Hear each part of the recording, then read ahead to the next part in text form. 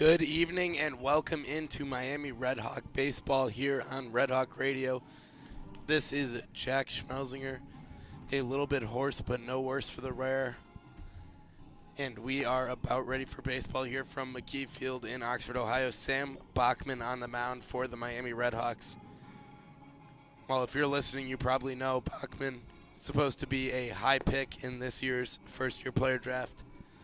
He has been excellent so far this year. He's 2-0 with a .90 ERA, 32 strikeouts, and 7 walks in 20 innings pitched. For the Western Michigan Broncos, we will go through their lineup. Will Morrison is in right, leading off for them. Connor Sharping plays center, bats second. Justin McIntyre, he is at second base, batting third. Ethan Hodjakovich is in left field, batting fourth. Sean O'Keefe is at first base. He will bat fifth. Drew Devine is at short. He bats sixth. Jimmy Allen at third, batting seventh. Josh Swinehart DHs. He is eighth. And Jimmy Budig catches and rounds out the order for the Western Michigan Broncos. So if you were not with us, games 1 and 2 of the series yesterday, the RedHawks lost both of those 9-0 in game 1. A pretty ugly game for them, and then a come-from-behind win for the Western Michigan Broncos. In game 2, they won 4-3. We will give you your defensive lineup for the RedHawks next. We will have Nate Stoltz behind the plate, Michael Morissette at first, Will Vogelsang at second.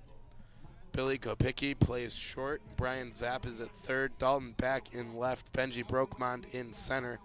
And Nate Stone plays right field. So Sam Bachman has thrown his final warm-up pitch. And Will Morrison is moving toward the batter's box. So we are about to be underway here from Oxford, Ohio.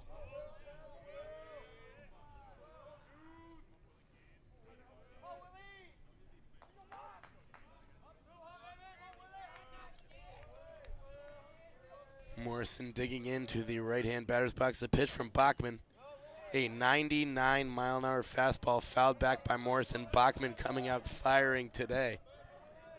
That is for sure. It is a pretty beautiful evening here in Oxford, 63 degrees, overcast. Just glad to get a little bit of a respite from the precipitation. We really haven't had a break all weekend. Bachman's next pitch, an 87-mile-an-hour fastball, slider catches the outside corner. So quickly 0-2 to Will Morrison. Bachman looking like he might try to recreate his outing of a couple weeks ago where he struck out 9 straight Northern Illinois Huskies, and he strikes out Will Morrison with a 98-mile-an-hour fastball. That one was way outside. Will Morrison looked like he was going to swing it no matter what. So a quick first out for Sam Bachman, and folks, as long as Bachman's on the mound, this one's going to be moving quickly. I can tell you that. Up now is Connor Sharping. First pitch to him, a 91-mile-an-hour. I believe that was a changeup. And as I said a couple weeks ago, 91 miles an hour on the changeup from Sam Bachman. A lot of guys in Division I baseball would love to get that kind of velocity on their fastball. Pitch number 2, grounded over to first base. A diving stab by Michael Morissette. He runs and taps the bag with his foot just in front of a diving Connor Sharping. So a second out quickly for Sam Bachman. A beautiful play by Michael Morissette, showing how nimble he is over at first base. And Morissette has had a rough start to the season with the bat, but time and time again shows his defensive value over opposite the hot corner. And quickly there are 2 outs. Justin McIntyre steps in for the Western Michigan Broncos. First pitch to him, a 98-mile-an-hour fastball swung on and missed. Bachman working quickly here.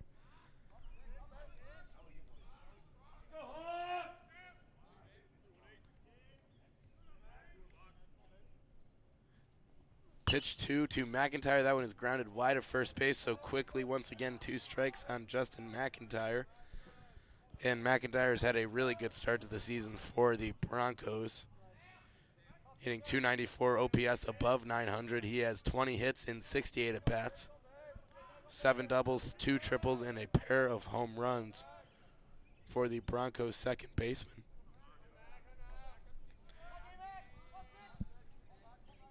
The 0-2 from Bachman. That is a 90-mile-an-hour changeup on the inside corner, rings up Justin McIntyre. So a 1-2-3 inning for Sam Bachman. And those are words that you can figure to hear a lot tonight, folks. We will be right back with the bottom of the first. This is Miami Baseball on Red Hawk Radio.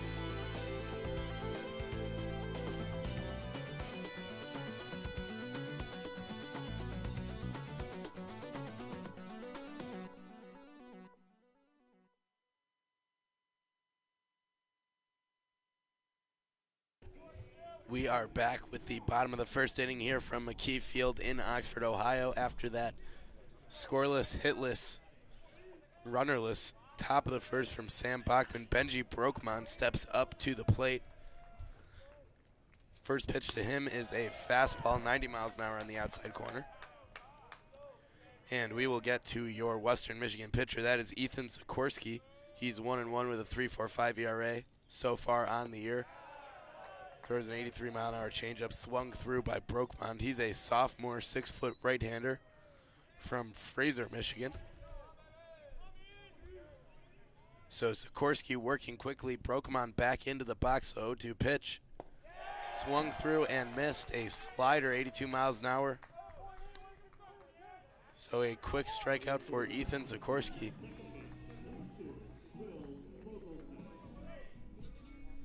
And to anyone listening, I apologize if I sound a little bit hoarse. It was a long day of baseball yesterday, and my vocal cords are not quite in mid-season form yet. First pitch to Vogelsong, a 92-mile-an-hour fastball swung through.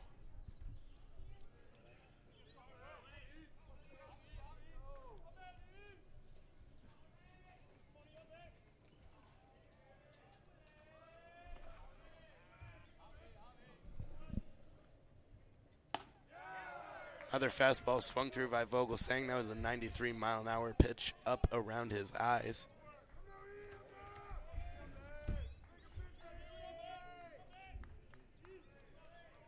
So 0-2 to Will Vogelsang. Sikorsky has thrown 5 pitches so far, all strikes. And an 81-mile-an-hour slider grounded out to short, fielded by Devine and thrown onto O'Keefe at first. Another out for the Western Michigan Broncos. Will Vogelsang retired on a ground out to shortstop.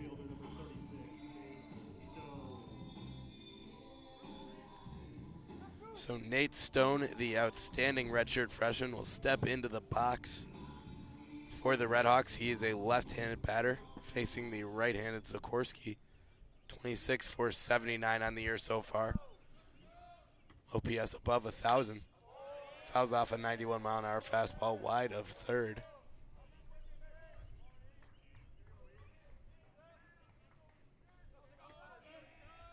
Three home runs on the year for Stone, 21 RBIs.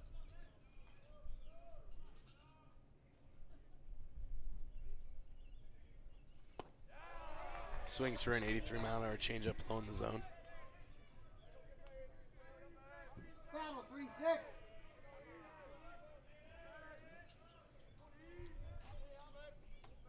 So the count is 0-2 to Nate Stone. Here it is. That is a ball up, 92-mile-an-hour fastball from Ethan Sikorsky.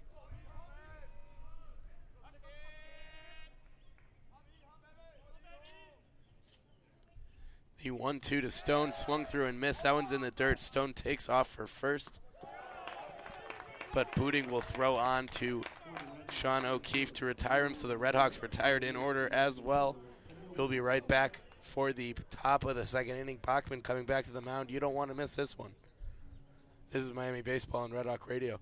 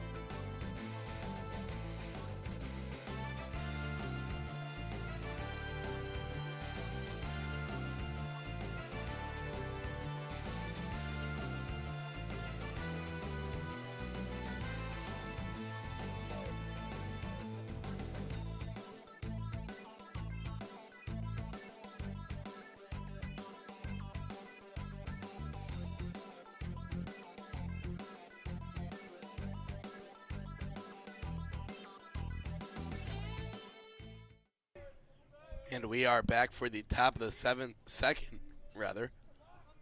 from Oxford, Ohio. Bachman back on the mound. Ethan Hadukovic digging in to the left-hand batter's box. Here comes Bachman. Spins an 87-mile-an-hour slider. That one's in there for a strike.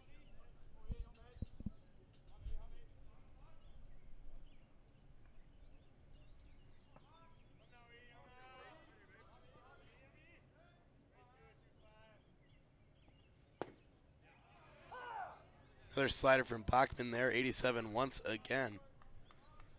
At the low end of the zone, called a strike.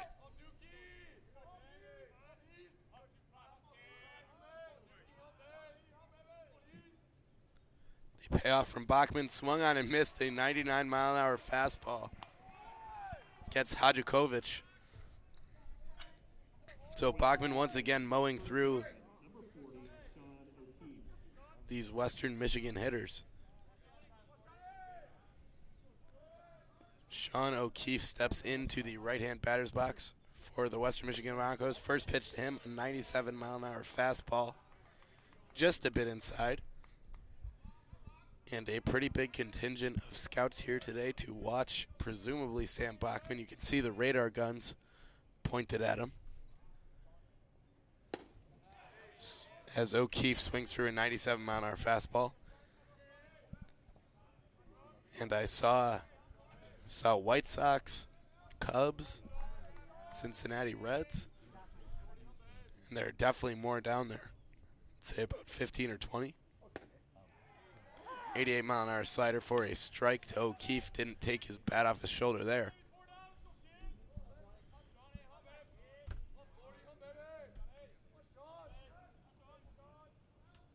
So the payoff pitch from Bachman, 84-mile-an-hour slider.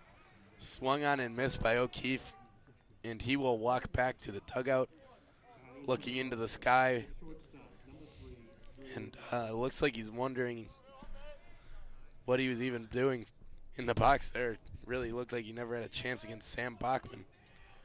So Drew Devine will step in. 2 strikeouts for Bachman to start the top of the second through an inning and 2/3 of work. He already has 4. Pitch to Devine, 97-mile-an-hour fastball in.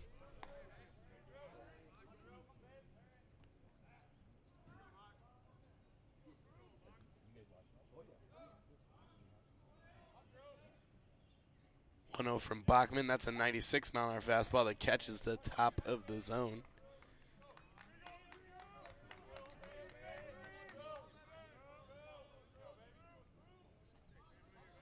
The count is 1-1 from Sam Bachman. Here it comes. Swung on and grounded over towards short. Brian Zapp comes over in front of Kopicki. Fields that one, throws on to first. A great ranging play from Brian Zapp to get Drew Devine. And another 1-2-3 inning for the RedHawks. We are still scoreless here from Oxford. We'll be right back with the bottom of the second. This is Miami Baseball on Red Hawk Radio.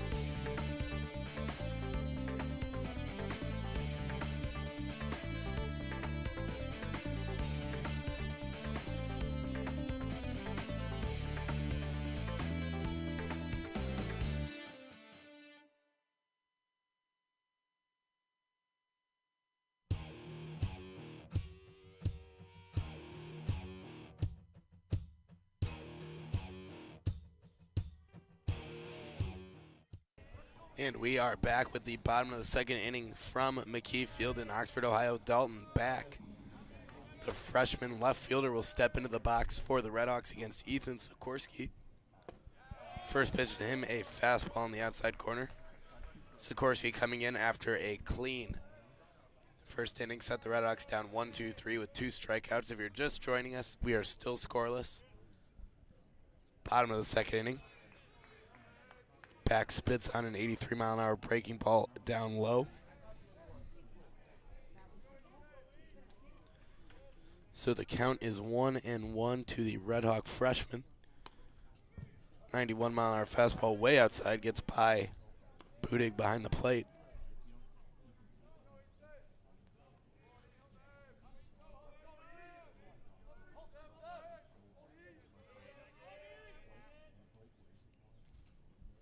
Two on the box, fouled off into the parking lot.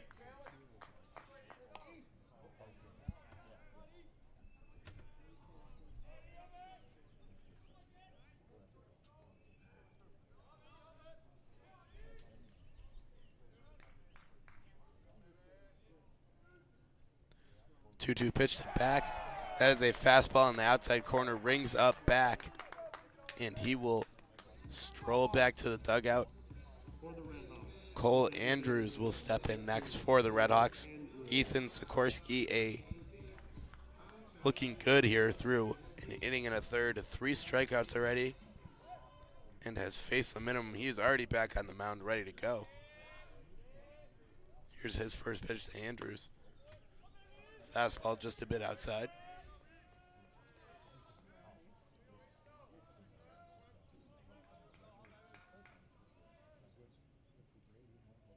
The 1-0.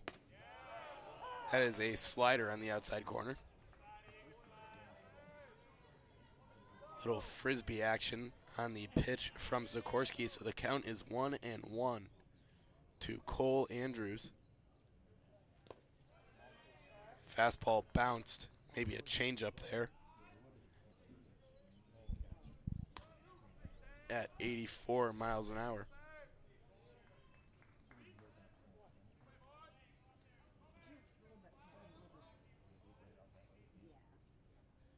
The 2-1 pitch. ripped up the middle by Cole Andrews. That one will get into center field. Grabbed out there by Connor Sharping and thrown onto the infield, but Cole Andrews on with a single, the RedHawks' first hit of the game. A very hard hit ball to center field, and we will see Nate Stoltz, the senior catcher, step in next. He's hitting .253 on the year, 21 hits and 83 at-bats. And he almost never gets a break for the RedHawks. We'll have a little powwow out on the mound. The entire Western Michigan Broncos infield and one of their coaches step out there before Stoltz gets to take his hacks. And Stoltz has had a little bit of a rough time of late. Had a great start to the season, has hit a little bit of a rut through the beginning of conference play, but looking to get back on the horse.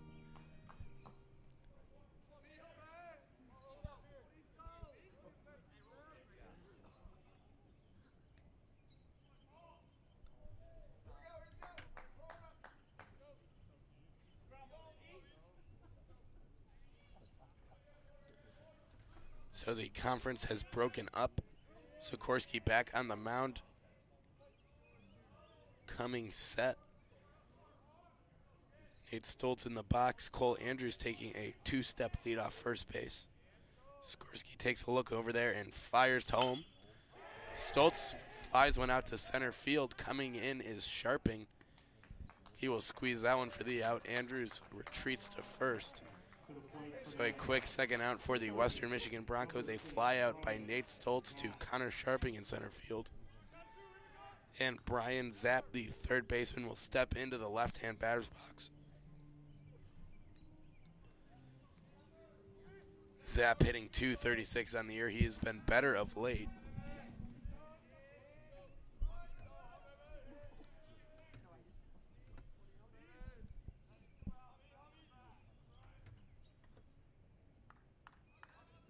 So looking to continue his little hot streak. He grounds one over to the pitcher.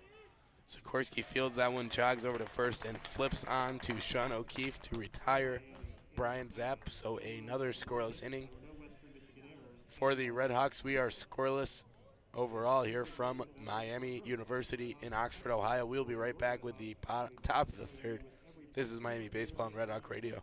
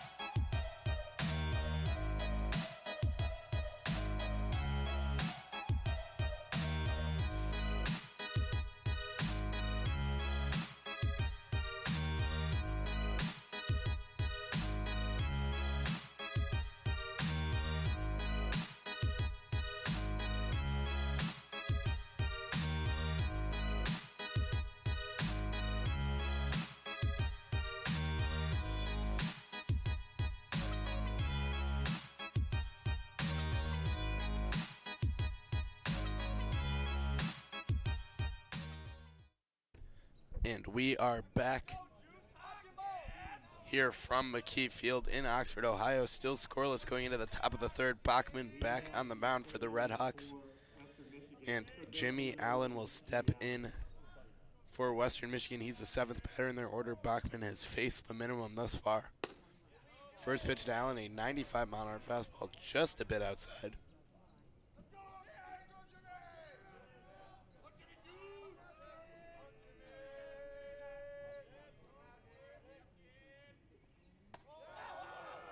96-mile-an-hour fastball, high and tight to Allen. So 2 balls and no strikes from Sam Bachman, and I think that's the first time that I have seen him throw 2 straight balls in my Miami career. Fouled off a changeup by Allen. So the count is 2-1.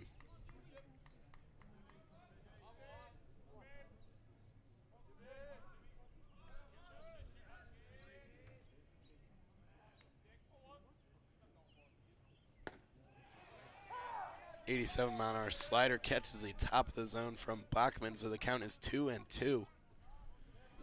Battling back already from that hitter's count has Allen in dire straits.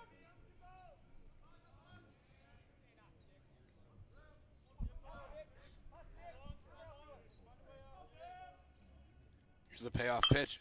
Swung out and grounded over toward first. Morissette gets in front of that one, bounces off his chest. He will grab and flip onto a covering Bachman, so another out for the RedHawks. A ground out over to first. The designated hitter, number 20, Josh Schmelzinger. Morissette gets in front of that one, keeps it in front of him, grabs it off the ground and flips to Bachman, making an athletic play to get over and cover before the speedy Jimmy Allen could get down the line. And Josh Swinehart will step in for the Broncos, the DH today. Hitting .474 in limited plate appearances so far. Swings and misses at an 89-mile-an-hour slider.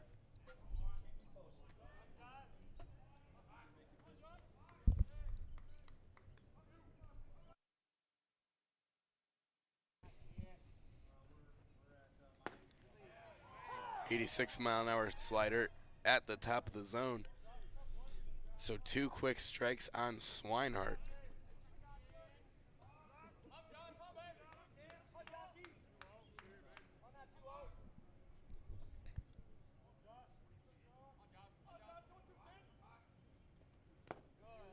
Bachman spikes a fastball.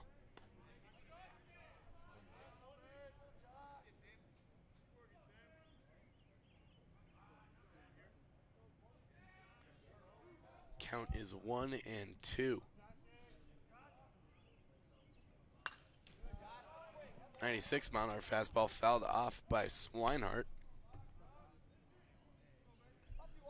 So he hangs in there. Count remains 1-2. Glad you are joining us tonight. Wherever you may be listening, a beautiful night here in Oxford, 60 degrees and cloudy, but just glad to get a little bit of a respite from the rain. As Bachman strikes out Josh Swinehart, an 88-mile-an-hour changeup tipped into the glove of Nate Stoltz. His 5th K of the afternoon, of the evening, I should say. You're supposed to be playing this game earlier in the afternoon, but the aforementioned rain kept us inside. Glad that we could get some baseball going here on a beautiful Saturday night. First pitch to Budig is a ball.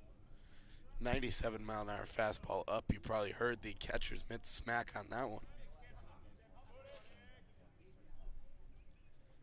1-0 from Bachman, swung on and missed. That was a 95-mile-an-hour fastball.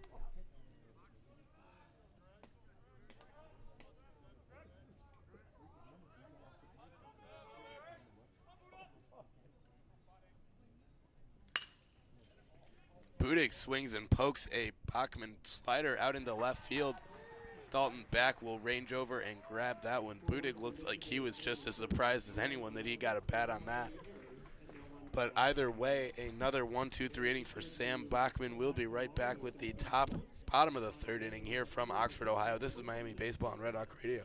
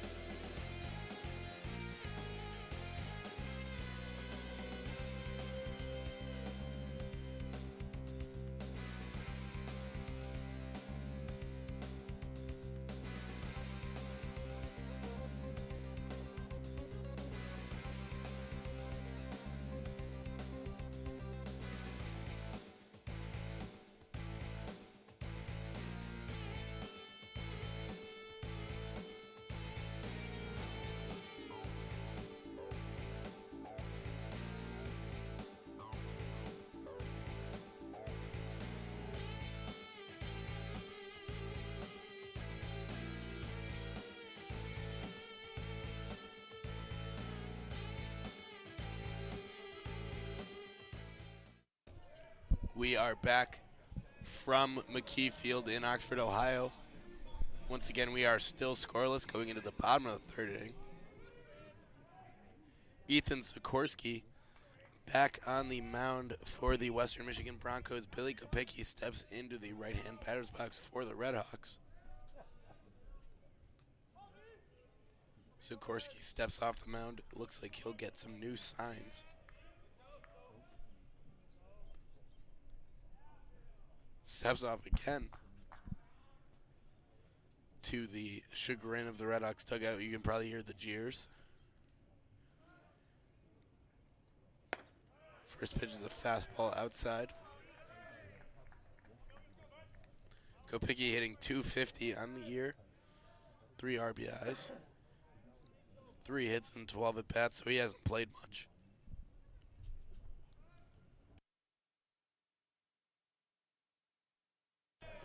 Second pitch to him is a ball low. Peel over to first base. He did not go, so that will stay a ball.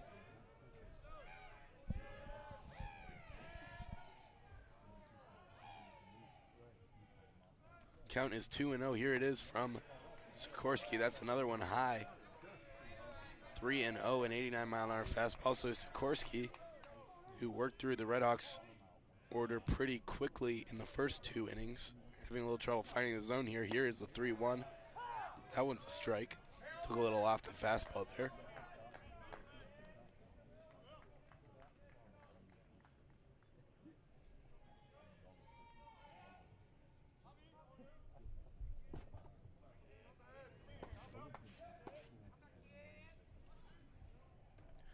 Here is the 3-1 pitch. That was a breaking ball that just missed the outside corner. Sikorsky thought that one was a strike, but the umpire did not. His opinion is the one that matters. Michael Morissette will step up to the plate.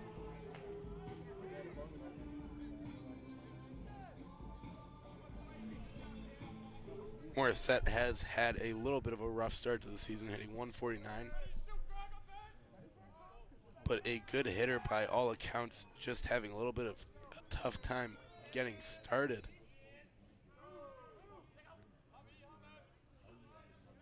Throw over to first, Kopicki back in easily. Sikorsky is back on the mound quickly. Kopicki on the move. Morissette fouls that one back, so Kopicki will go back to first base. A little hit and run attempted there by Miami head coach Danny Hayden. Kopicki back at first. Morissette is in the box. Sikorsky ready for the 0-1 pitch. Fastball up high, swung through and missed by Morissette. That one was up around his eyes.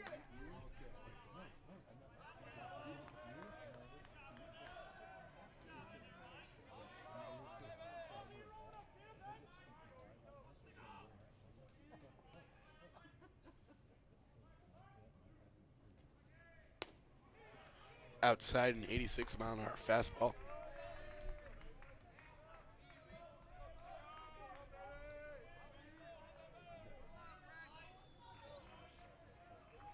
So the count is 1-2 here. Once again, we're in the bottom of the third inning, scoreless. Kopicki takes off. Morissette fouls this one off again. And Kopicki will jog back to first. One more time. Morissette hanging in there with 2 strikes.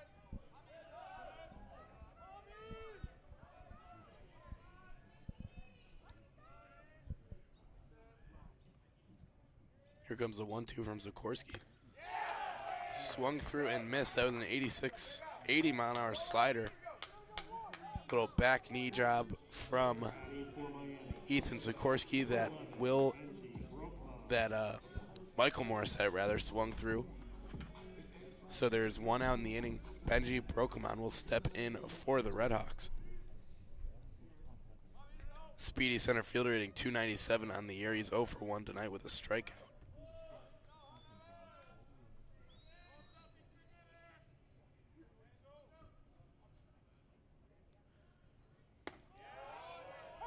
First pitch at him, an 80-mile-an-hour changeup on the outside corner.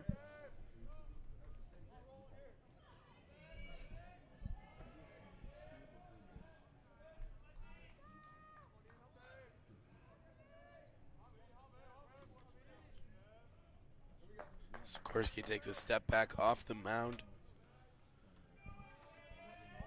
Looks like he will get some new signs once again from Ethan Budig. Billy Kopicki dancing off first base. Sikorsky takes a look over there, but he will come to the plate, it looks like. Brokemon swings through an 83-mile-an-hour changeup.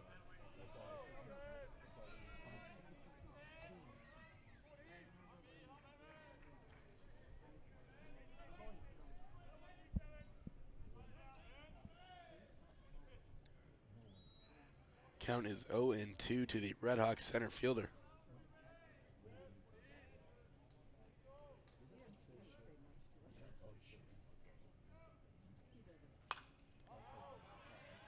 Pokes a foul ball out into the parking lot.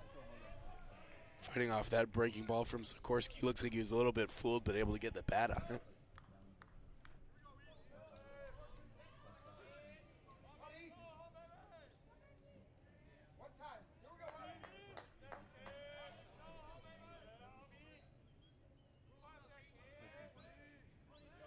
So the 0-2 from Sikorsky. Fastball up high.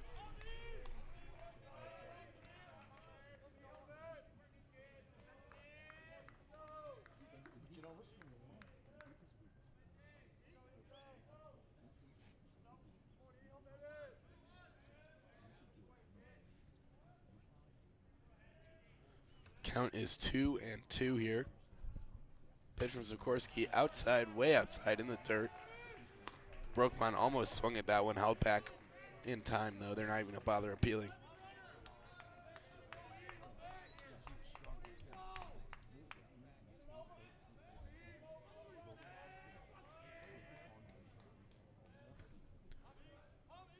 So the count is full to Brokemon. He's worked it back full after being down 0-2.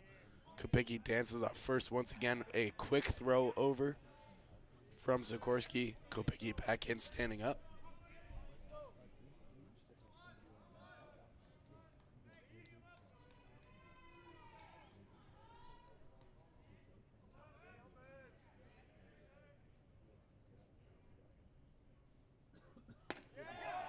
And he strikes out Benji Brokemon. 88-mile-an-hour fastball right down the middle, freezes the RedHawks center fielder. So Will Vogelsang will come up with 2 outs and a runner on first.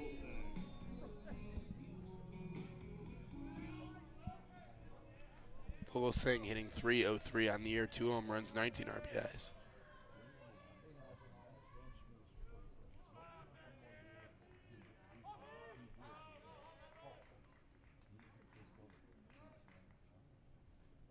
Kopicki takes off for a second.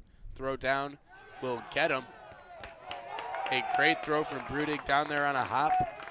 Fielded by Drew Devine. He applies a tag to Billy Kopicki. So Kopicki's caught stealing to end the 3rd inning. We are still scoreless here from Oxford. We'll be right back with the top of the 4th. This is Miami Baseball on Red Hawk Radio.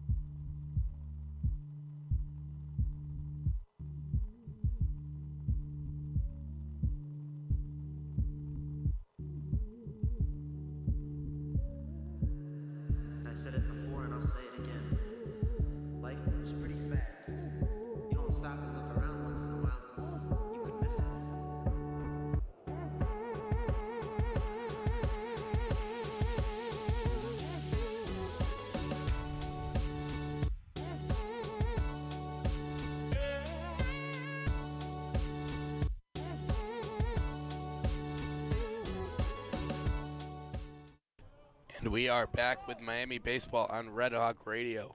Sam Bachman back on the mound for the 4th inning. Will Morrison steps into the box. First pitch to him, an 86-mile-an-hour breaking ball swung on and missed. So Bachman back around to the top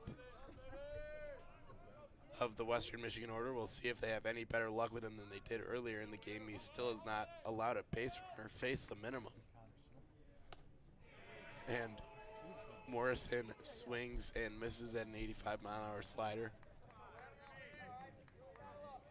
And for any pitching ninja fans out there listening, that one would have been deemed a sword, most definitely, by Rob Friedman. Pitch from Bachman, swung on and missed, a 3-pitch strikeout. That one's in the dirt, they're going to say. Nope. They're going to say that Stolz caught that one in the air.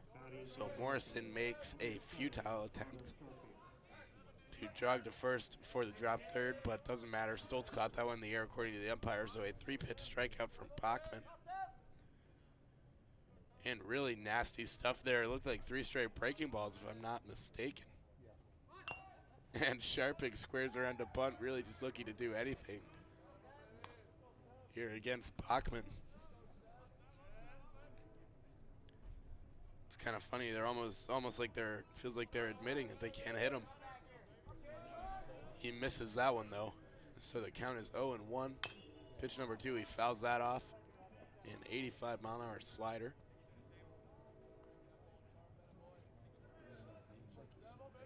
So once again, 0-2 from Sam Bachman. And I'm no Major League Baseball scout, but if I was one, I think I'd be pretty impressed by what I'm seeing from the Red Hawk righty here tonight. 98-mile-an-hour fastball up and in. And that's got to be pretty scary having a Sam Bachman fastball pouring in on you. Max Sharping will Connor Sharping rather, will reluctantly dig back in. Here's the pitch. That is a 92-mile-an-hour, looked like a changeup that just misses. I'm not really sure where it missed. Looked like a good pitch to me, maybe a little bit high.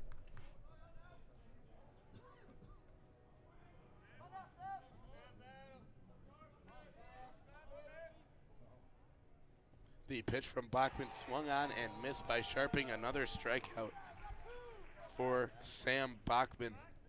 And let me count real quick. That will be his 7th of the game already. He's gotten,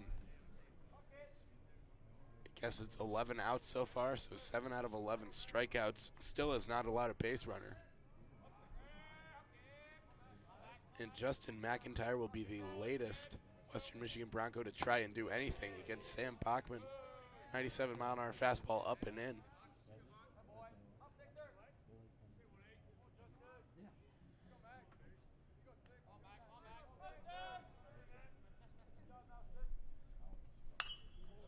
.96-mile-an-hour fastball fouled off by McIntyre. Does a good job just to get a piece of that one.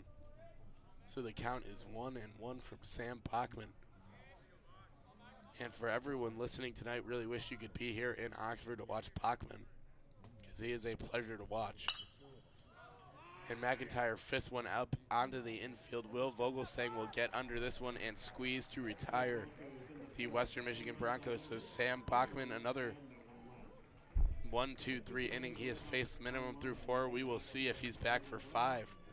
But before that, we'll be back for the bottom of the 4th inning. This is Miami Baseball on Red Hawk Radio.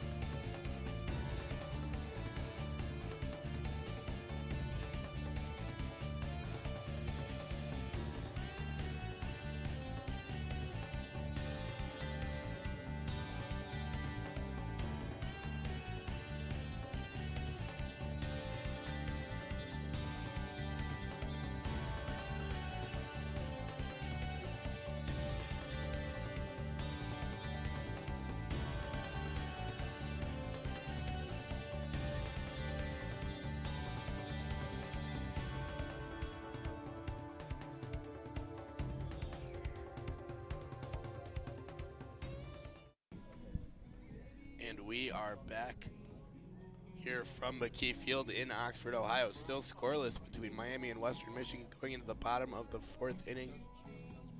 Sam Bachman has faced the minimum for the RedHawks. We will see if he's back out in the top of the 5th inning. Excited for that if he is, but before that, Will Vogelsang steps in for the RedHawks, their half of the 4th. Sikorsky still on the mound for Western Michigan. First pitch from him, a 88-mile-an-hour fastball fouled back.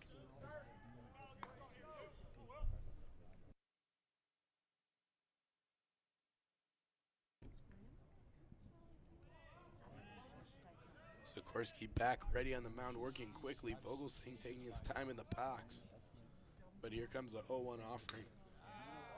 Fouled off wide of first. That was an 82-mile-an-hour off-speed pitch from Sikorsky.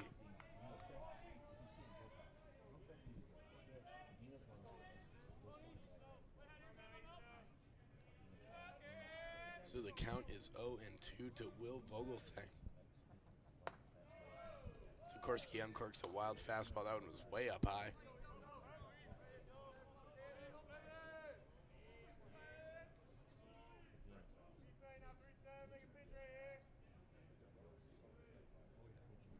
One-two pitch.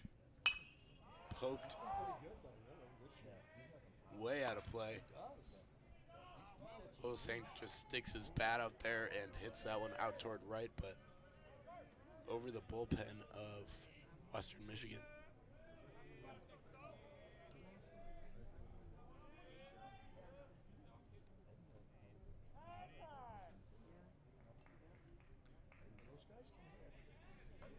The umpire calls time, makes a big show of it.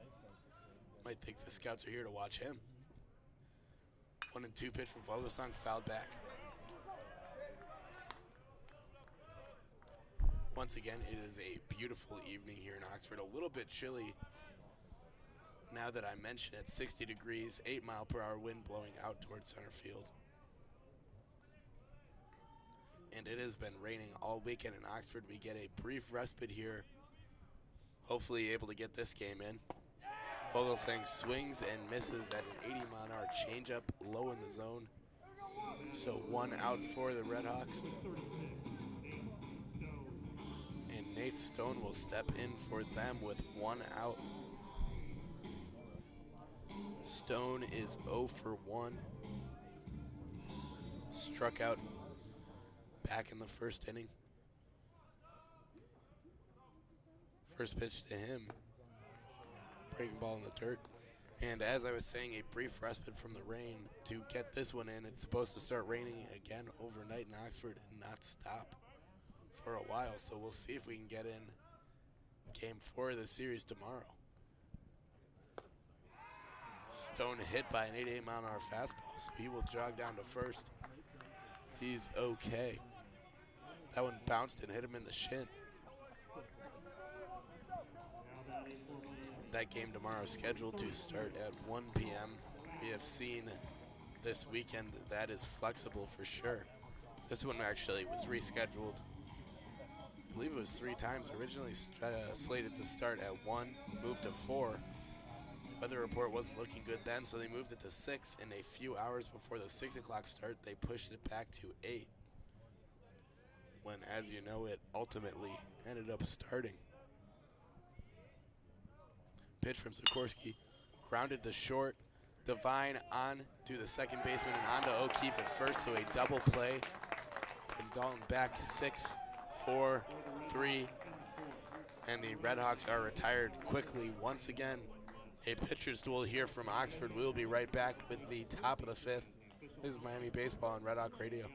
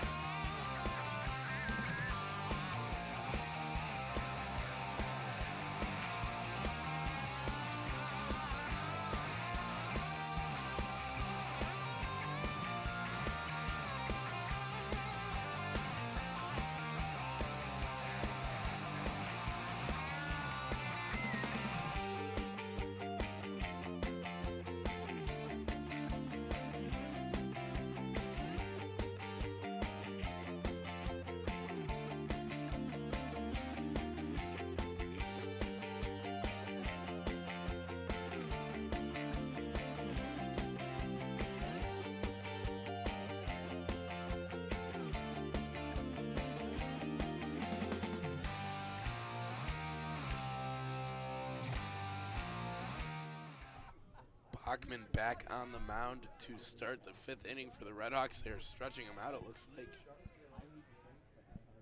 And as a RedHawk fan and really just a baseball fan, I'm excited to see that.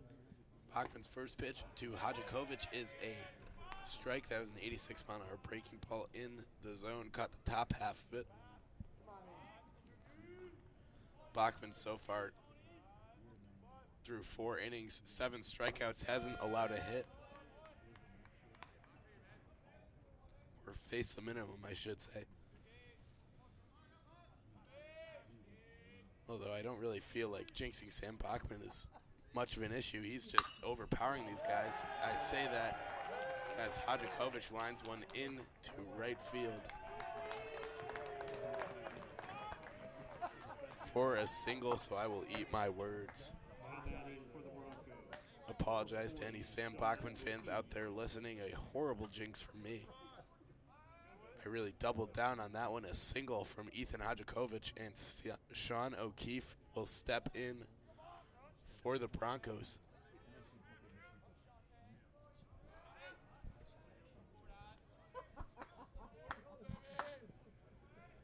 Bachman working from the stretch from the first time.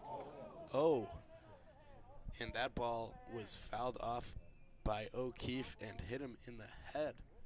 Tried to bunt it, fouled it off, hit himself right in the head. He is up and walking. Looks like he will be okay, thank God.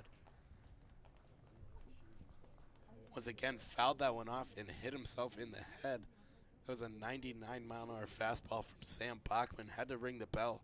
O'Keefe smiling and laughing with his coach right now. A real trooper, it looks like.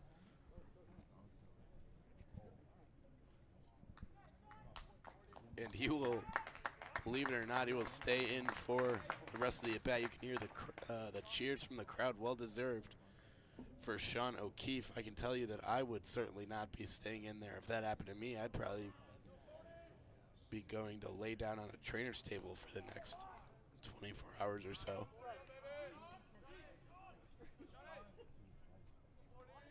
And I don't know, they're going to call that a ball on the scoreboard. Nope, they switched it to a strike, so it was a foul ball. Bachman's pitch at an 85-mile-an-hour slider inside.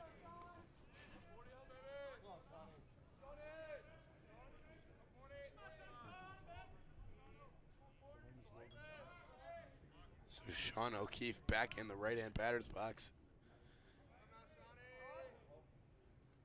Great display from him. Bachman fires an 85-mile-an-hour, looked like a changeup. Catches the top half of the zone. You can see O'Keefe gear up to swing for the fastball there, but he held his bat back. Fooled by the changeup. Payoff pitch from Bachman. That is a fastball just a bit outside. 95 miles an hour. Not really sure where that one missed, but apparently it did.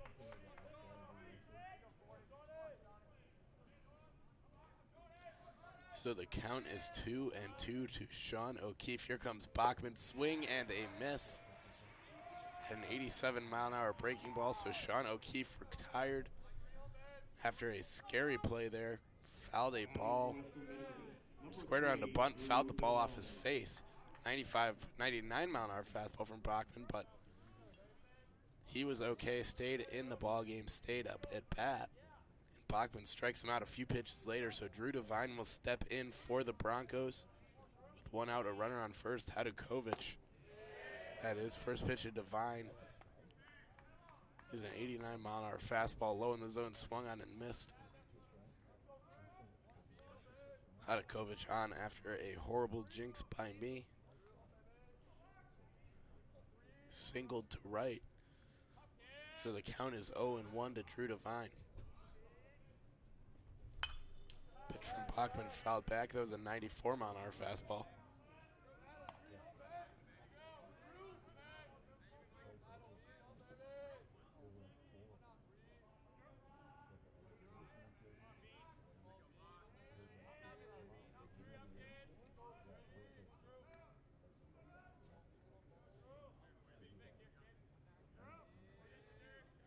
Count is 0-2 from Bachman. Here comes the pitch. That's a breaking ball fouled off. Just barely got a piece of it. to Drew Devine.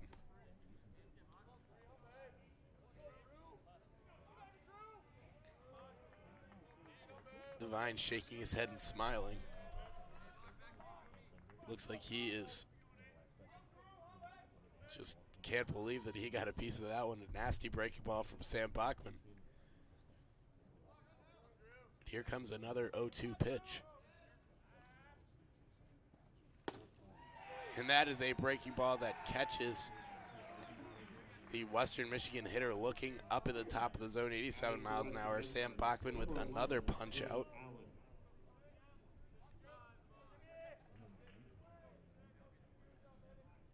That looks, I believe that will be his 9th of the game through 4 2/3 innings of work. And this game moving quickly from Oxford. We are almost half over, just an hour in. Going is the runner. He will slide into second base, but he is out. A beautiful jumping tag from Will Vogelsang on the throw from Nate Stoltz. He didn't even look as he put that one down.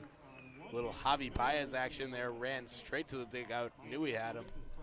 So Sam Bachman gives up a hit, but once again, he has still faced the minimum. This is Miami Baseball on Red Hawk Radio. We'll be right back with the bottom of the 5th, halfway through this one.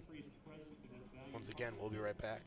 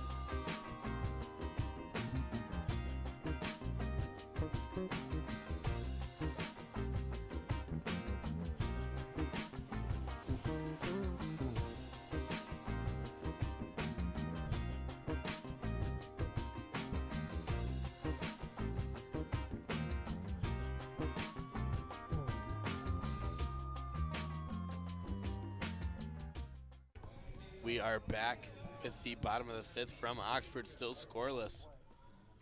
Only 2 hits combined in this game. Going into the bottom of the 5th, 1 for each team. Sikorsky back on the mound for the Broncos. Here comes his first pitch on the outside corner to Cole Andrews. Count is 1-1 to the Red Hawk DH.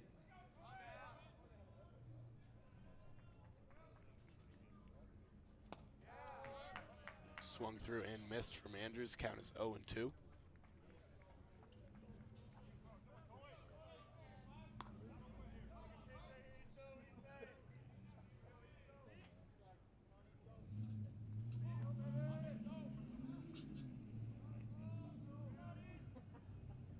So here's a payoff pitch from Sikorsky.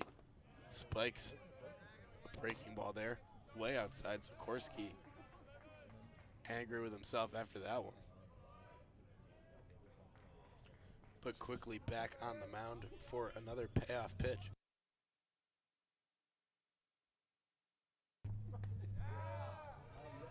Fastball just a bit inside. Sikorsky thought he had Andrews there.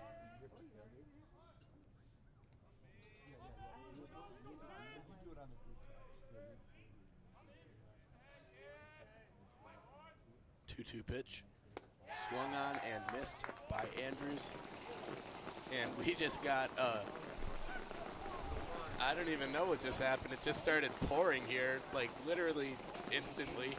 I've never seen that. That is probably one of the weirdest weather events that I have ever seen. And looks like, I guess we're gonna stay on the field. People retreating to the dugouts. And it's just like that, it stops. And I don't even know really what just happened. People are laughing in disbelief. It just started pouring, and 10 seconds later, it's barely drizzling.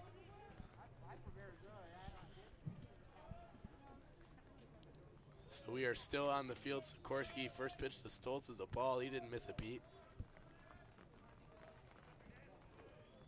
The 1-0. That's a strike, 89 miles an hour at the bottom half of the zone. And still drizzling here in Oxford. Knew that precipitation respite wouldn't last long. Stoltz fouls off an 89 mile an hour fastball out to the parking lot.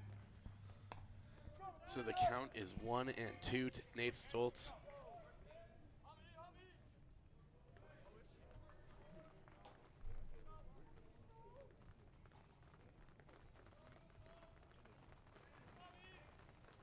Here comes the payoff pitch. Outside. 2-2.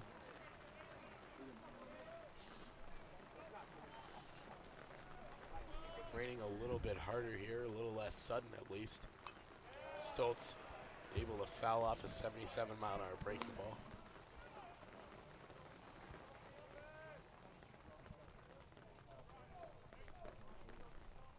So the count is 2-2. So the RedHawk catcher base is empty. We are still scoreless in the bottom of the fifth. Pitch from Sikorsky, drilled out to center field. Sharping moving toward that one, but Morrison will range over from right field and squeeze that one in right center. So another out for the RedHawks, second of the inning. And Brian Zapp will step into the left-hand batter's box. Really cannot emphasize enough how odd that little weather event we just experienced was before Nate Stoltz's at bat. It was calm, not raining 1 second. The next it was pouring. 10 seconds later, it's just drizzling. So Mother Nature, not sure if she's smiling or frowning down on Oxford tonight, but definitely weird. Brian Zapp, first pitch to him is a fastball down the middle for a strike. Fastball low.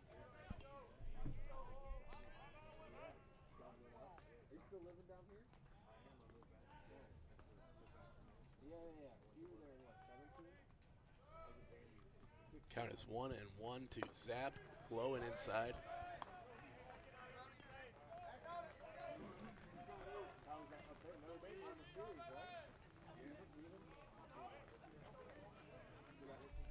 So the count is 2-1 to the RedHawk third baseman.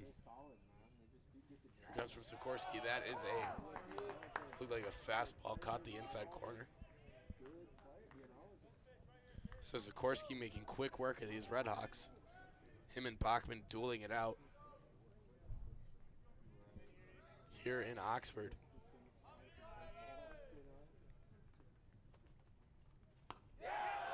Zapp swings and misses at a 91 mile an hour fastball. So Ethan Sikorsky, another 1-2-3 inning. We are still scoreless here from Oxford. We will be right back with the top of the sixth. This is Miami Baseball on RedHawk Radio.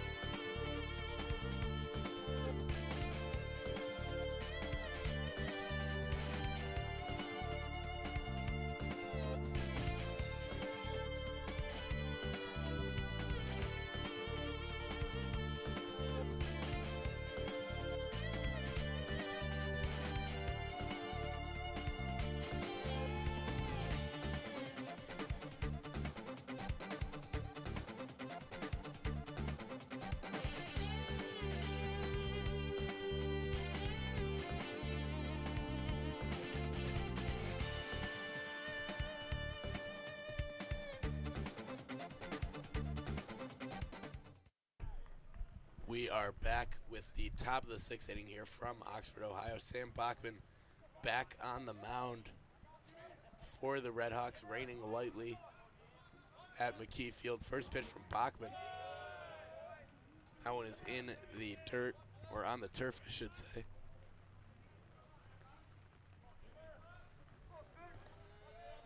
Jimmy Allen into the box. Bachman has still faced the minimum, gave up a hit, but that runner was thrown out trying to steal second. Bachman misses with another breaking ball. Looks like he might be having a little trouble getting grip on the ball. Raining a little bit harder here in Oxford. Pitch from Bachman. It's a fastball. They're going to say that one was low. Guess it was a little bit around the shins. But 3-0 to Bachman, and that's definitely the first time I've ever seen him throw 3 straight balls. 4-pitch walk to Jimmy Allen, and he looks like he can't believe his luck. It is starting to come down even harder here in Oxford. And if it starts raining really any harder, it looks, I'm guessing we're going to be back in the dugouts.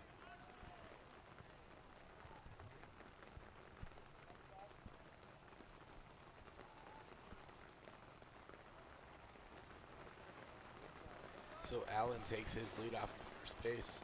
Swinehart in for Western Michigan. Squares around a bunt, puts that one down the third baseline. Stoltz out to field it, throws on to first. And a throw in the dirt, a beautiful scoop there by Michael Morissette. That one advances Jimmy Allen to second, but out at first is Swinehart after that bunt. And once again, a beautiful defensive play by Michael Morissette. He is, once again, one of the best defensive first basemen in the MAC. So 1 out here in the top of the 6th inning, starting to come down even harder. I guess I was wrong. Looks like the umpires really want to stick this one through. Bachman. Oh, and he uncorks a wild one. And Allen will move up to third base. Hard to imagine we're going to stay on the field after that. Really pretty much seems like unsafe conditions. Bachman throws hard, having trouble keeping grip on the baseball. And if I were the umpires here, I would be definitely sending the teams back in the dugout. And if I was Jimmy Budig, I would be pretty scared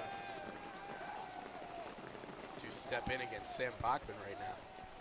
But either way, I guess we'll stay on the field. And they might just be waiting for this run to score. I don't know. Bachman misses with another fastball. That one is behind Nate Stoltz, and it looks like the run will come in to score for Western Michigan.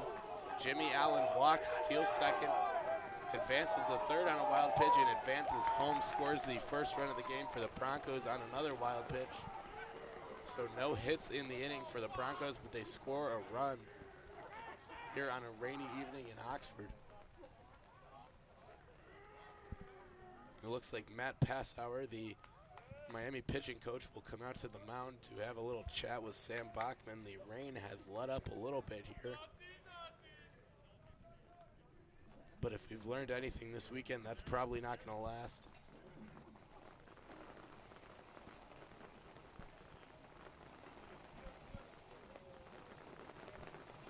So Jimmy Budig remains at bat for the Broncos. He has a kind of 2-0 to him. Sam Bachman having a little trouble gripping the ball through the rain. They are going to leave him in to continue pitching here.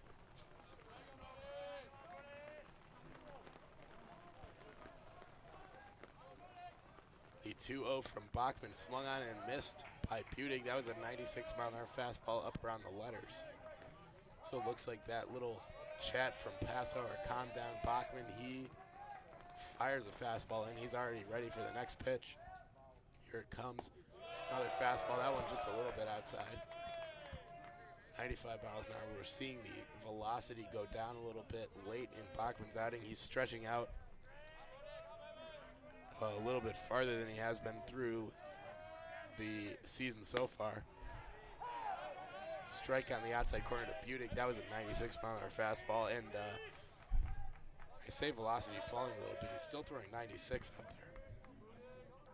Bachman into the 6th inning for only the 2nd time of the year. First time since a little shoulder soreness. Set him down for a couple weekends. He strikes out Butte with a 94-mile-an-hour fastball. Now batting for Western Michigan, number 2, Will Morrison. And we'll come back around to the top of the order for Western Michigan. Will Morrison, he's 0 for 2 with 2 strikeouts. I'm going to be saying that a lot the next couple minutes, going through the 2nd time of the Western Michigan order. Bachman throws an 86-mile-an-hour slider that catches the top of the zone. Count 0-1 to Will Morrison. We'll get to see Sam Bachman face an order for the 3rd time through for the first time in a while.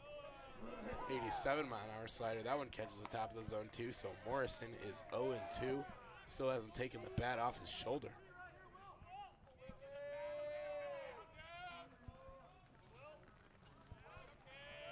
Here comes the 0-2 from Bachman. Swung on and missed by Morrison. So the Western Michigan Broncos break the scoreless tie. They score 1 here in the top of the 6th on no hits, no errors. A walk and a couple wild pitches.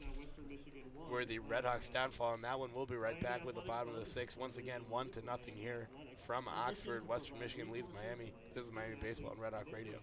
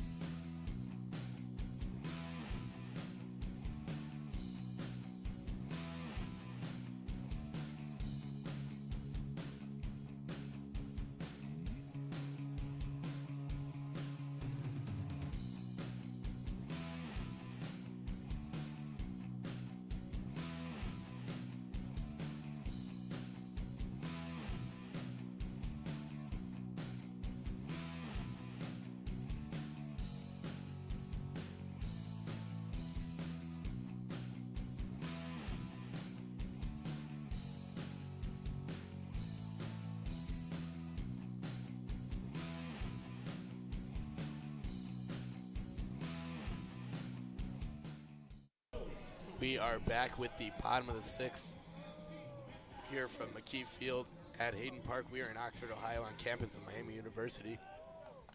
RedHawks down 1-0 to Western Michigan on well, it's not raining anymore. I was going to say a rainy evening. First pitch to Kopicki is an 88-mile-an-hour fastball in the outside corner.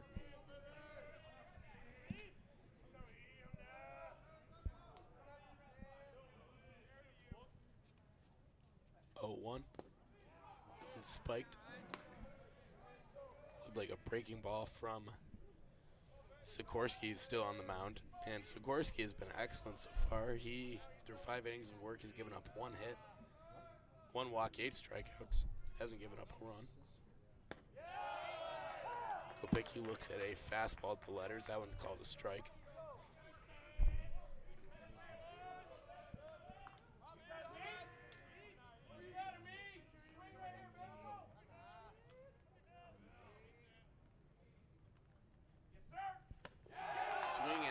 By Kopicki on a nasty 82-mile-an-hour, looked like maybe a curveball from Ethan Sikorsky. A really good pitch there. And Michael Morissette will step into the left-hand batter's box for the RedHawks.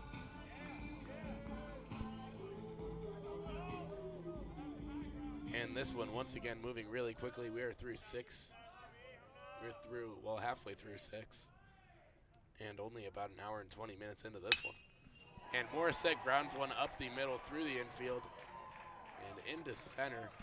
That'll be a single field out there by Sharping and thrown on into the infield. Good to see Morissette hit a single there. He's been hitting the ball hard recently and not much to show for it, but gets a little boost to the batting average there, and Benji Brokemond will come in, I believe. Nope, they're going to pinch hit for him, it looks like. This will be Nick Clark for the RedHawks coming in to pinch hit for Benji Brokemond, who was 0 for 2 coming in to this at-bat with 2 strikeouts on the day. Pinch hitting for the RedHawks, number 13, Nick Clark.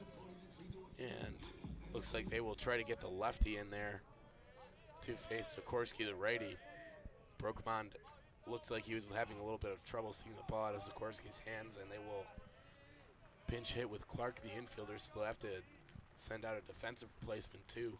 Brokemond, the center fielder. And that one gets by. Budig behind the plate. Morissette moves up to second. So Sikorsky, like Bachman, maybe having a little trouble with the rain. That one gets by. It looks like a breaking ball spiked. It's raining again, believe it or not.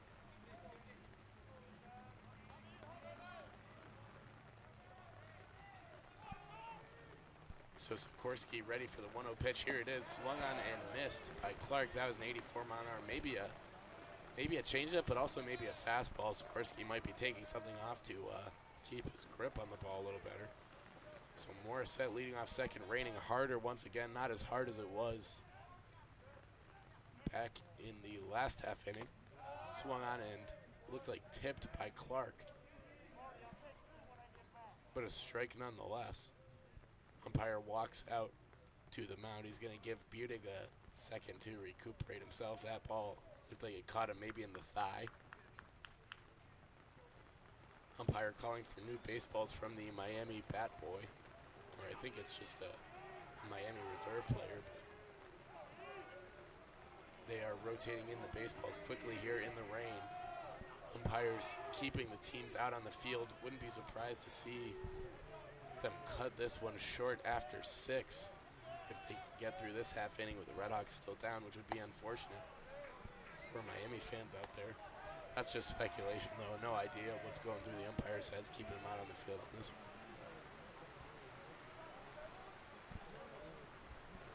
So the count is 2-2 to Nick Clark. It is, I'm not afraid to say, I think it's pouring here. Thankfully, I'm under a 10. Nick Clark spits on a fastball.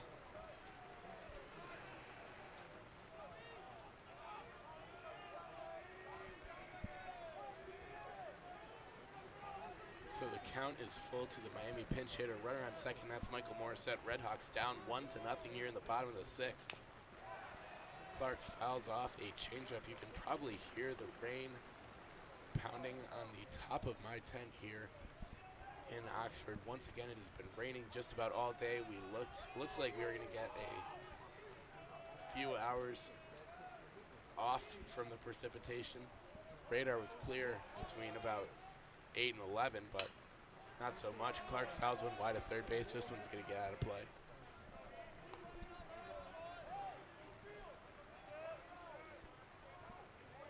So we are not quite that lucky. It is coming down pretty hard here in Oxford. Sikorsky on the mound.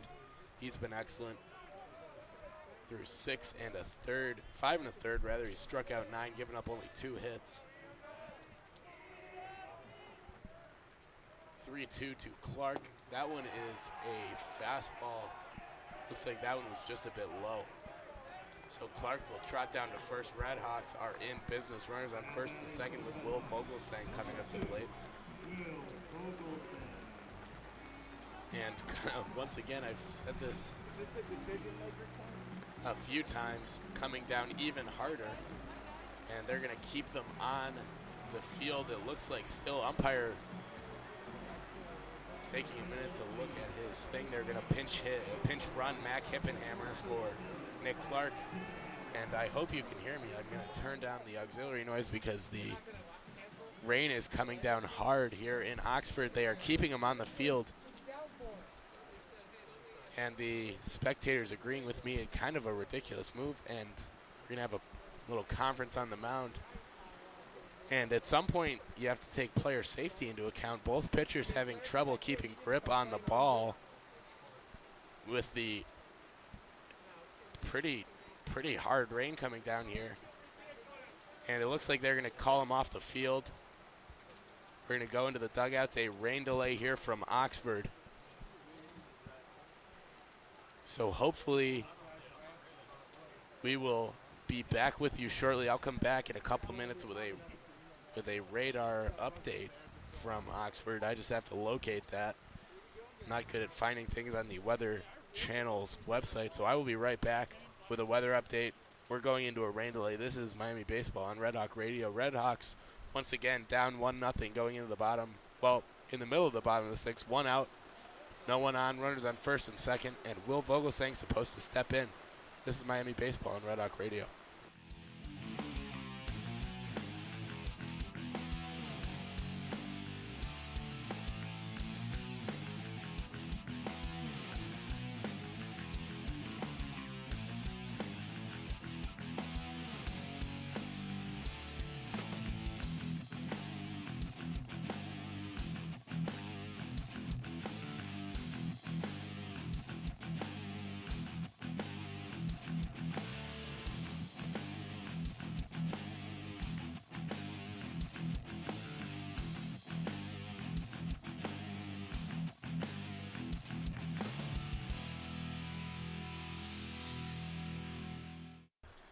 I am back quickly. I went and checked. Hold on, we'll go. There is no set time for resuming this game. However, as soon as we have a time for you, we'll let you know. Thank you. So you may have heard there, or you might not have. I'm not really sure, but the public address announcer here at McKie Field just came on and said they don't have a set time. We're going to resume. I am looking at the radar, and looks like it's a pretty small little cell above us right now. And it's actually, according to the radar, it's not even supposed to be above us for another 15 minutes or so. So might be a little ahead of schedule. That looks like it's going to be passed by around 10:15. So hopefully it will be a relatively short rain delay. Hopefully I'll be back with you guys around 10:15. We are going to go and take a break right now. Once again, just a little reminder, we are in the bottom of the sixth inning. There's one out. RedHawks up to bat. Will Vogelsang is waiting to take his hacks. Runners on first and second. Miami down 1-0 to Western Michigan. And we will be back with you, hopefully right back. We will be back with you as soon as the rain stops. We're going to stick it out here in Oxford. Hope you'll stick with us. This is Miami Baseball on Red Hawk Radio.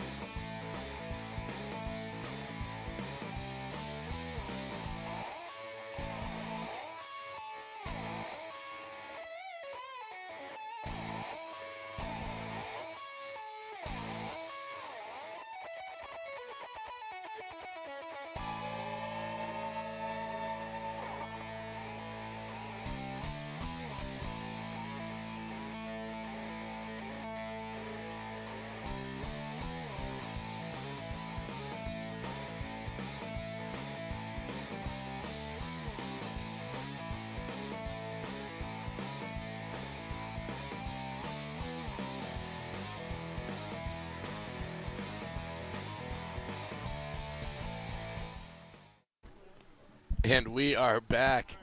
A quick rain delay there. And like I've been saying the whole time, Mother Nature is really just toying with us this weekend. Rain really died down about 5 minutes after they called the teams off the field. It's almost funny, but it's starting to pick up again. Sikorsky back on the mound, throwing a few warm-up pitches before Will Vogelsang steps up to the plate. And that rain delay, I believe, about 6 minutes, so probably the shortest rain delay on record. One of the perks of having a turf field, as Miami does. Don't have to have the grounds crew come out and spread quick dry, rake it out.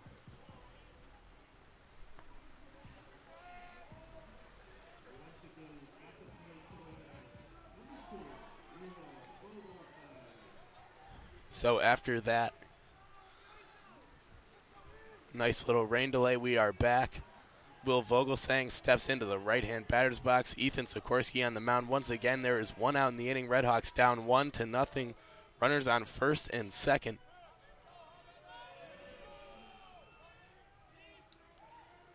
Pitch to Vogelsang. He fouls that one way wide of first base. That one's out toward the psychology building. Might have taken out a window. Really hard hit ball from Will Vogelsang.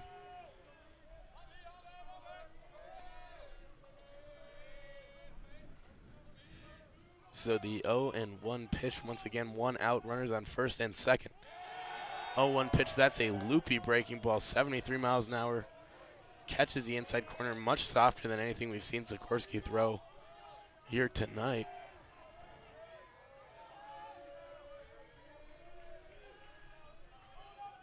So the 0-2 pitch to Vogelsang. That is a fastball, just a bit high and tight.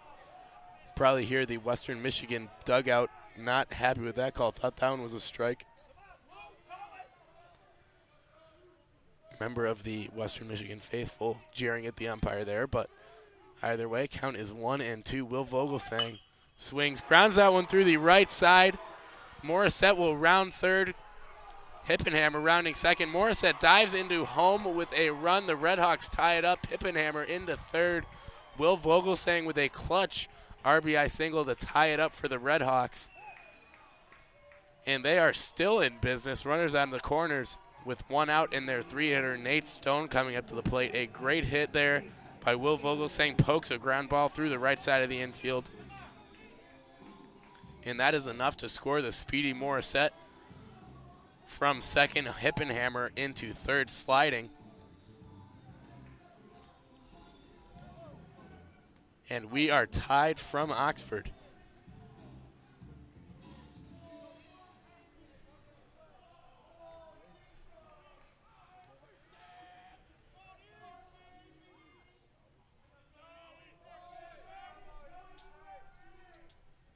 Sikorsky, first pitch to him from Sikorsky to Stone is a breaking ball in there, 1-1. And you might be able to hear someone, I'm not sure if it's in the Miami dugout or a Miami fan, yelling onto the field. Somebody's daddy's not going to come save them, so maybe Sikorsky, a rich father, or something like that. Stone lines one into right field. That one is just a bit foul.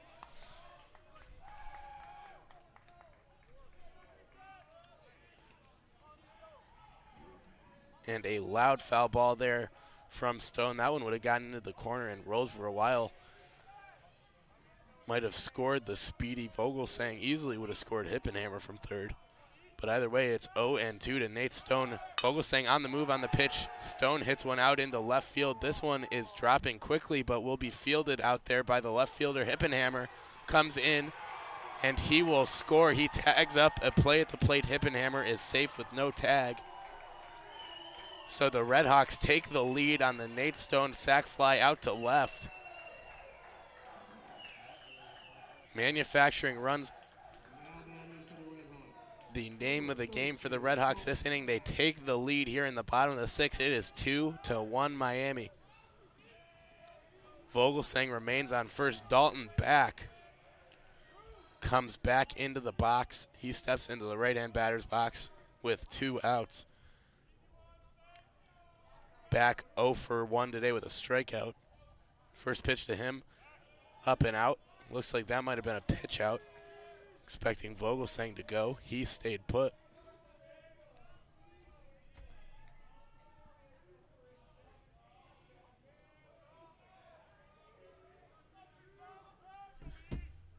One and 0. That one's in the dirt. Snap throw over to first. That one's in the dirt. O'Keefe gets in front of it. Vogelsang back in, standing up. He will grab a new baseball. And the one thing about turf, it doesn't get soggy. I think I said this yesterday. It doesn't get soggy, but it does get slick and slippery. So basically, anytime a ball hits the turf, they're going to need a new one. They've been rotating them in and out really quickly. I don't know if they're sending them over to dry or just getting brand new ones. Pitch from Sikorsky, 0-2. That one's fouled back. 2-0 rather. So the count is 2-1.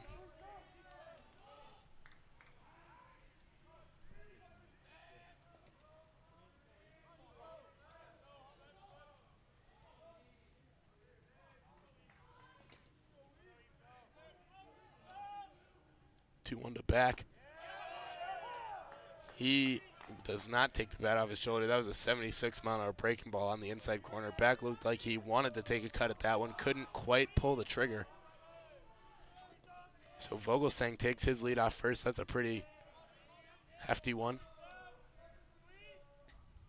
Sikorsky looks over. He's good. Vogelsang going on the pitch. Back hits one high out to center field. This one is chasing Sharping back to the wall. He's fighting with the lights, but will settle under that one to squeeze. Chased him back about to the warning track. Anywhere else in the park, that one is gone for Dalton back, but a harmless fly ball out to center field. And we will be right back. RedHawks take the lead there in the bottom of the 6th. We'll be right back with the top of the 7th. This is Miami Baseball on Red Hawk Radio.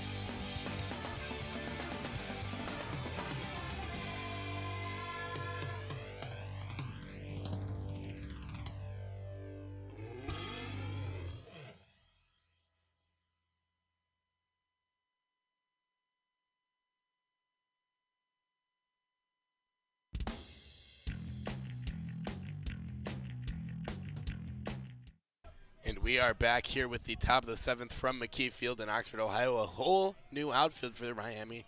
Parker Massman comes in for Dalton back. He'll play right, push Nate Stone over to left. As Sharping fouls off looked like a fastball. Hibbenhammer enters in center for Brokemon, who they pinch hit for last inning. And Logan Schmidt comes in on the mound, the senior, a 6'4" righty. from Bolingbrook, Illinois, will get his stats after this pitch. That one is grounded out to second. A great play by Vogelsang. He gets the glove on that one, throws on to first. A hot shot from Max Sharping, stabbed out there by Will Vogelsang, ranging over to his right. He makes the easy throw onto Michael Morissette at first. For the first out of the inning, a quick first out for Logan Schmidt, who first pitch to Justin McIntyre is a ball. McIntyre, sorry to jump around here. McIntyre's 0 for 2 with a strikeout. We will get to Schmidt's stats. Looks like he is 2-2 with a 1.65 ERA through 16 2/3 innings of work so far. He throws a slider past McIntyre. 15 strikeouts and hasn't walked a single batter. Only given up 1 home run through 16 innings of work. 92-mile-an-hour fastball is inside. So Schmidt, a sabermetric darling. A lot of strikeouts, no walks. Doesn't give up many home runs. Pitch from Schmidt. That one's outside, 3-1. So really, you'd think I would have learned after the Hadjakovic hit back in I believe it was the 4th, but still jinxing people. Schmidt works the count to 3-1. Here comes the 3-1 pitch, and that is a walk. Logan Schmidt's first of the season.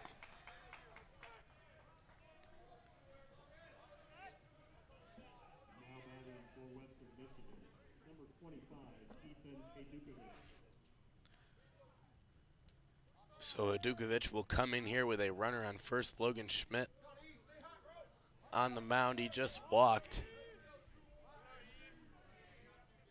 Justin McIntyre. First pitch to Hadukovic. That is a fastball up high.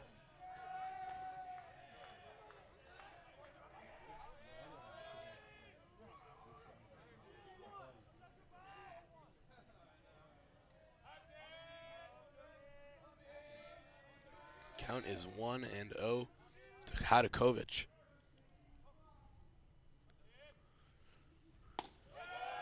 Schmidt misses with a fastball.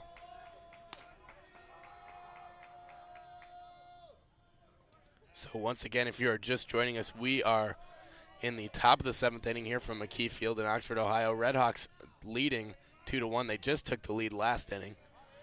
Sam Bachman went 6 innings. He was excellent. Gave up 1 hit, 1 run, 11 strikeouts. As Schmidt misses with, I think, a 7th straight pitch. So Stoltz will go out and have a chat. Passauer will come out of the dugout as well.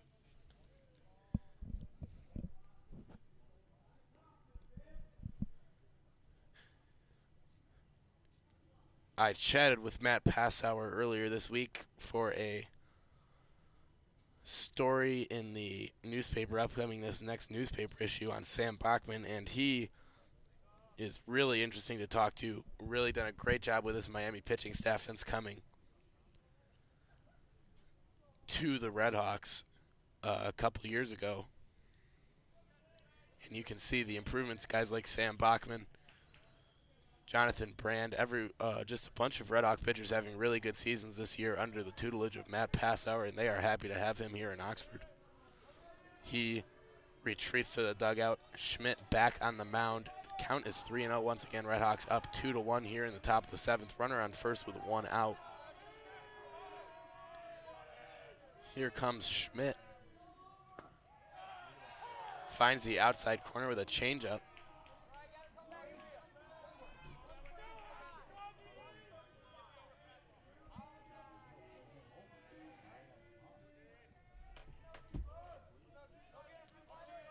Count is 3-1 to Hadukovic. Swing and a miss.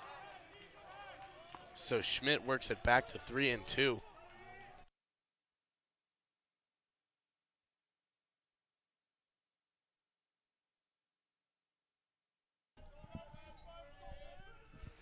Count is 3-2.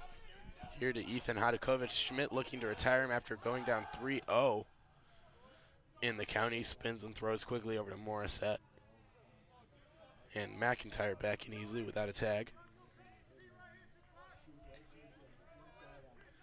Hodakovich hitting .310 on the year. Not a ton of plate appearances. And McIntyre was breaking on that pitch. It's fouled over toward third base. Zapp is going to grab that one in foul territory.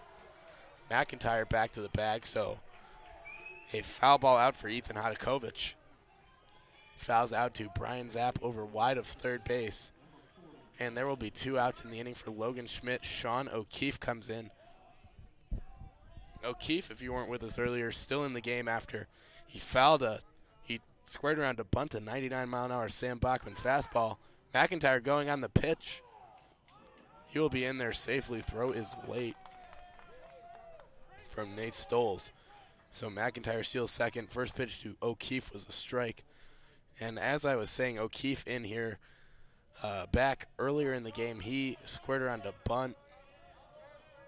And Bachman uncorked a 99-mile-an-hour fastball.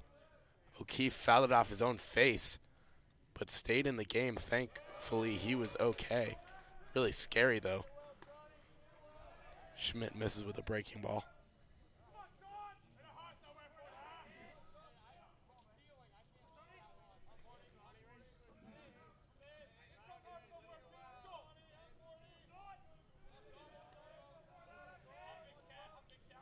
So the count is 1-1 to Sean O'Keefe. And Schmidt yanks a breaking ball there. That one was way outside. O'Keefe almost took a hack at it, held back in time. Stoll's able to keep that one in front of him, slid over on his knees. Taking advantage of the wet turf.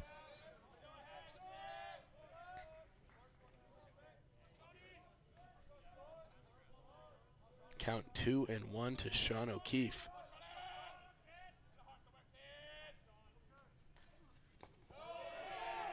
And that one is a slider way outside in the dirt. Stoltz again able to keep that one in front of him. Beautiful block by Stoltz, and they're actually going to appeal down to first and say that O'Keefe swung at that. So O'Keefe offered it that slider that was, I'm not even sure if I can say it was in the other batter's box. It might have been past that. I'm sure it probably wasn't. Otherwise, Stoltz couldn't have gotten over there, but looked like it was. So 2-2, the payoff pitch fisted out through the infield, past a diving Billy Kopicki. McIntyre will come around third and score. So an RBI game-tying single from Sean O'Keefe. He just punches a little infield, or a little single there through the infield. Billy Kopicki made a valiant effort at that one. Took a couple strides to his left and dove, but right past his outstretched glove and into center field. So McIntyre scores on the RBI single from Sean O'Keefe. And Drew Devine will step in for the RedHawks. O'Keefe taking a short lead off of first. Schmidt ready. Here comes the pitch from him. That is a breaking ball low and away.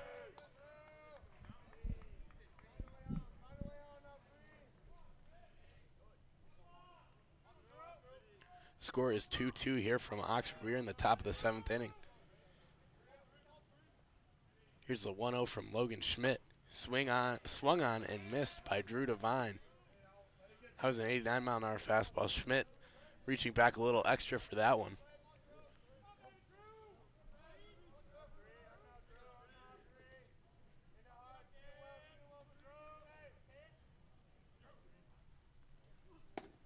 One from Schmidt is a fastball at the knees. That one also 89 miles an hour. So Schmidt having no trouble gripping the ball here in the light rain at McKie Field.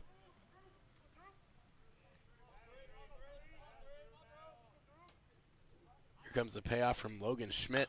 That one is grounded to third base. Zapp charging. He will try to grab that one with his bare hand. Unable to come up with it. And Zapp probably wouldn't have been able to field that one with his glove and go on to first in time. So a smart play by him to try to grab with the bare hand, just wasn't able to come up with it. Likely will be an infield single. Yep, they'll rule that an infield single for Drew Devine, and Jimmy Allen will step up to the plate. Allen hitting .246 on the year. He's 0 for 1 today with a walk. So runners on first and second with 2 outs. Logan Schmidt on the mound. We are tied here in Oxford in the bottom of the 7th, 2-2. Schmidt looks like a changeup catches the outside corner.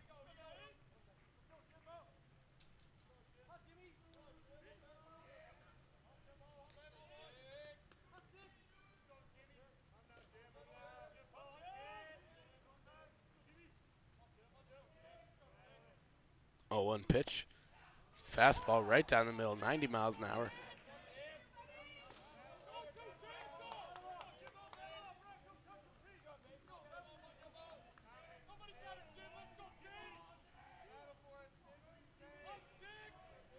Count 0-2 to Jimmy Allen. Logan Schmidt on the mound with the payoff pitch. Here it is.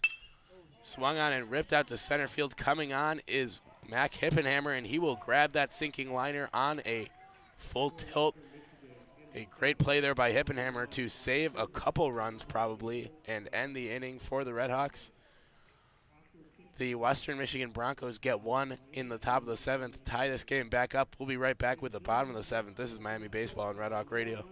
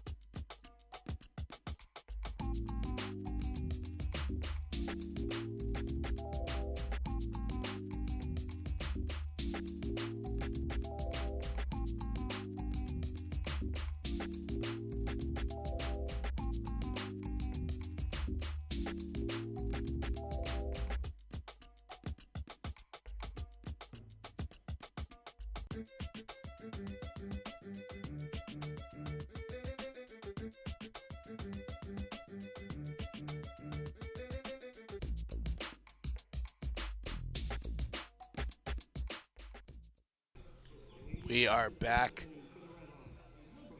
here from Oxford with the bottom of the 7th inning. RedHawks coming up to bat. It will be Cole Andrews to start it off for Miami. Will Mullen on the mound. We have seen him in all 3 games so far, I believe, as Andrews grounds one wide of third rather.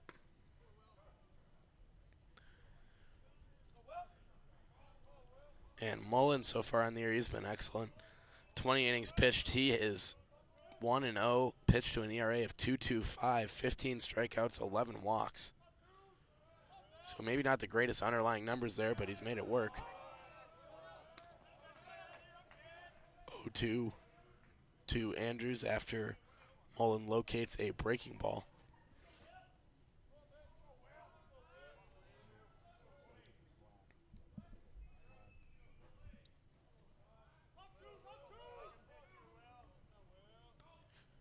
Oh, 2 pitch from Mullen. That is a breaking ball up high.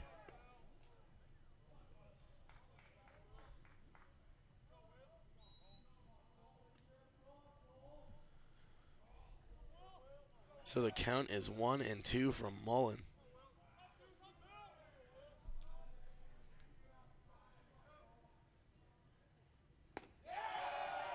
89-mile-an-hour fastball low in the zone, swung through and missed by Cole Andrews. He catches, or Will Mullen catches him swinging.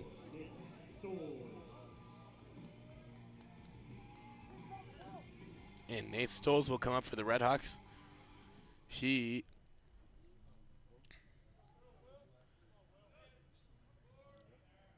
0 for 2 today.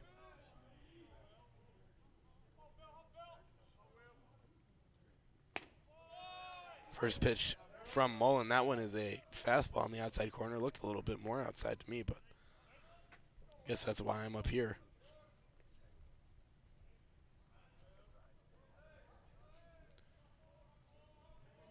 So here comes the 0-1 from Mullins. That is a breaking ball on the outside corner.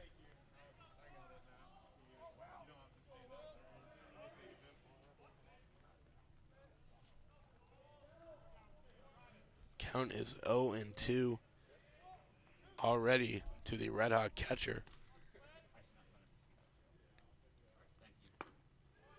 That one's outside. Breaking ball from Mullen, so it's 1-2.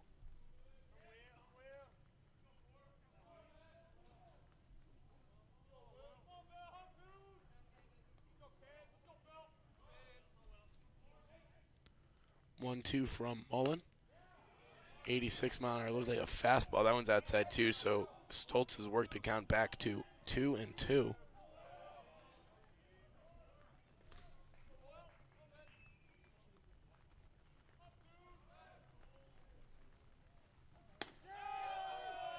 And Stoltz has punched out an 85-mile-an-hour, looks like a fastball in the outside corner. So 2 strikeouts for Mullen to start the bottom of the 7th. Brian Zapp will come up for the RedHawks, trying to get something going here against Will Mullen.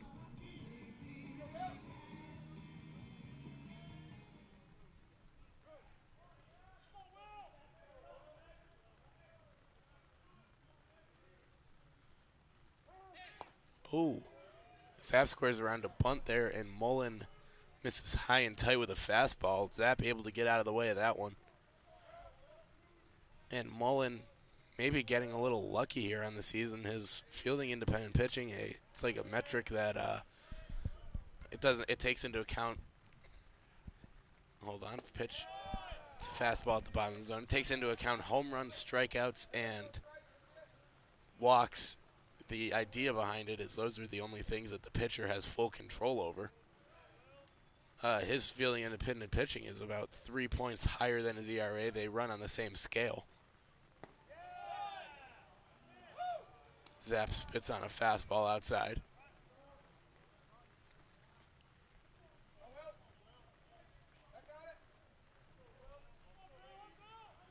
So an imperfect metric is fielding independent pitching, as is ERA, but a little context there, maybe getting a little lucky, Will Mullen. Zapp fouls off an 86-mile-an-hour fastball.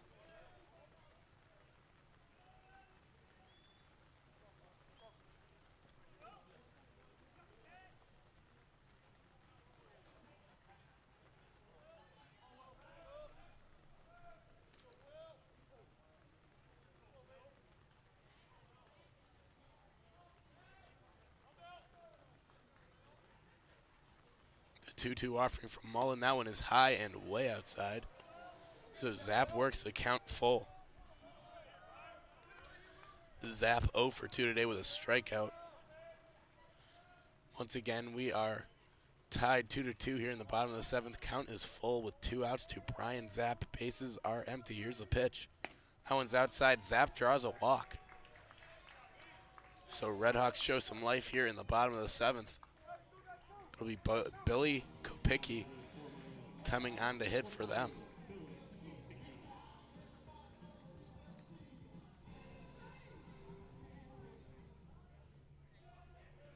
And after Kopicki, Michael Morissette will bat, and we will be back around to the top of the order, which now starts off with Mac Hippenhammer after they pinch hit for Benji Brocamond. Will Mullen Kopicki skies that one out into center. Chasing after it is Sharping. He will grab it on the run. So a good ranging play by Connor Sharping to retire Billy Kopicki and the RedHawks in the bottom of the 7th. They don't score a run. We remain tied here from Oxford. We'll be right back with the top of the 8th. This is Miami Baseball on Red Hawk Radio.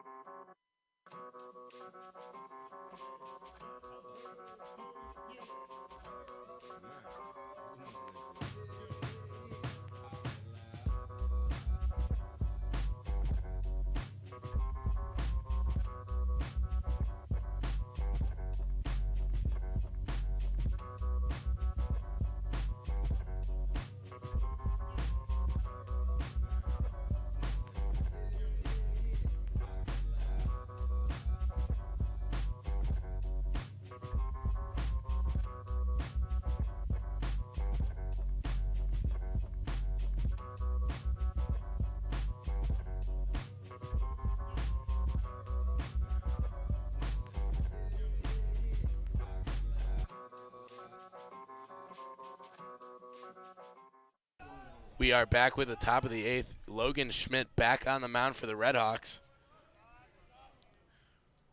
We are still tied 2-2 from Oxford. It is lightly raining. Hopefully it will stay that way. First pitch from Schmidt is a strike. That was a fastball down the middle. Swinehart doesn't take his bat off his shoulder. And hopefully, I say hopefully it will stay raining lightly. I would be happy if it stopped raining altogether. Just don't want heavy rain. And Swinehart pops that one up on the infield. Zap. Looks like he almost stumbled there for a second, but he's able to squeeze that one for the out. So Josh Swinehart pops out to third base.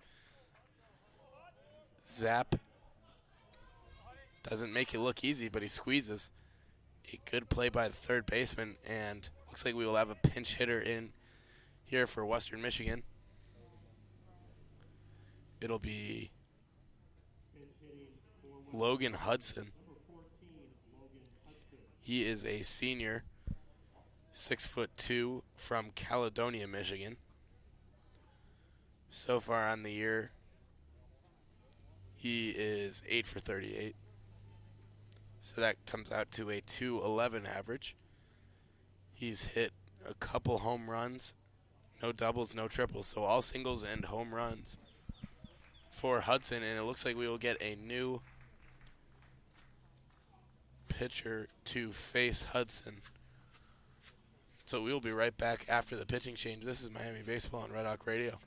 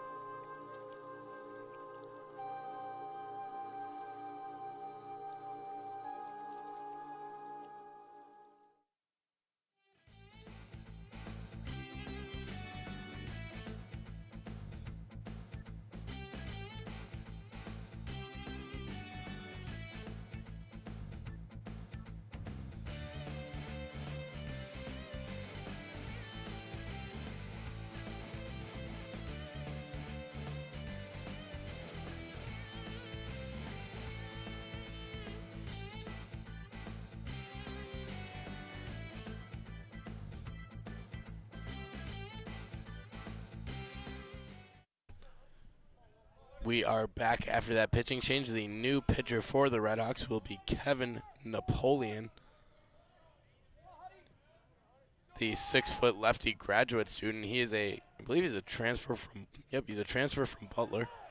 First pitch from him to Hudson is an 85-mile-an-hour fastball strike.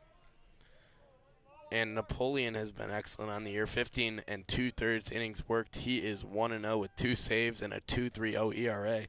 Struck out 21 in 15 2/3. So really good stuff.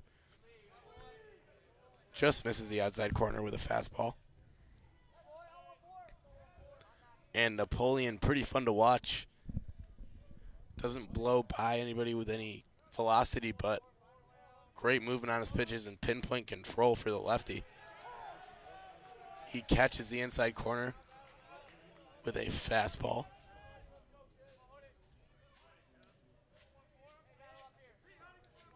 And you can tell Napoleon's good.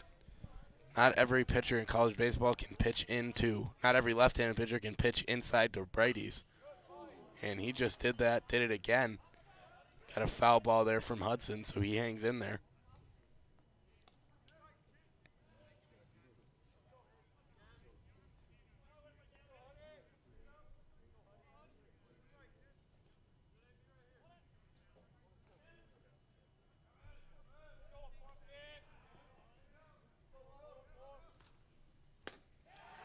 Swing and a miss on a 77-mile-an-hour breaking ball from Napoleon, and there are 2 outs in the inning. A quick strikeout of the Western Michigan pinch hitter. That was Logan Hudson. And we will come back around to the top of the order. Will Morrison steps into the box. Apparently he's a pinch hitter, or a switch hitter. First lefty he's faced all weekend, and the first time he will bat from the right side. He's 0 for 3 with a few strikeouts. First pitch to him is a breaking ball, catches the top of the zone. Napoleon will look to give him the golden sombrero.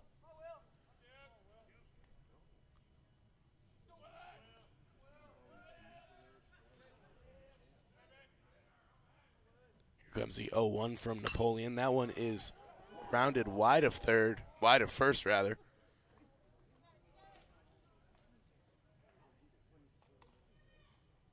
And that one just a bit foul. The Western Michigan dugout arguing with the umpire. I'm not sure if they actually think that one was fair or umpire got turned around a little bit trying to get out of the way of that one, so they might just be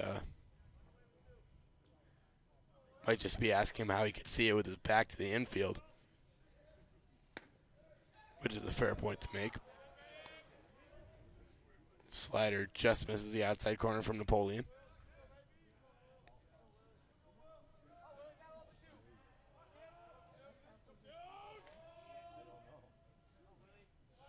The 1-2 from Napoleon. That one is fouled off.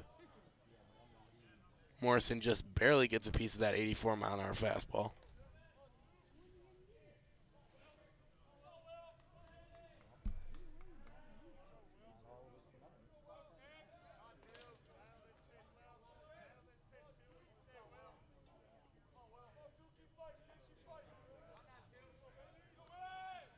The count is 1-2.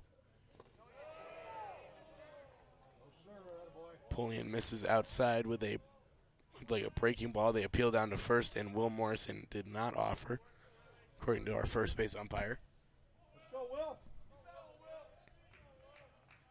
Morrison was 4 for 4 in the first game of the doubleheader yesterday. 4 for 5, actually. Having a little bit of a rougher go of it this time, but he pokes one through the left side of the infield. And that will be a single. So Will Morrison with a 2-out single. He is on first for the RedHawks.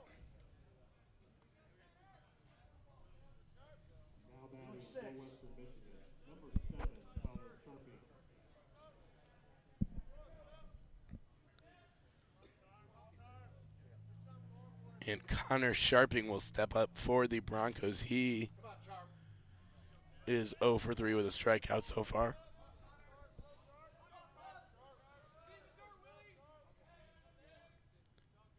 Morrison takes his lead off of second base. Napoleon lifts his leg and throws over to first. Morrison back in, standing up.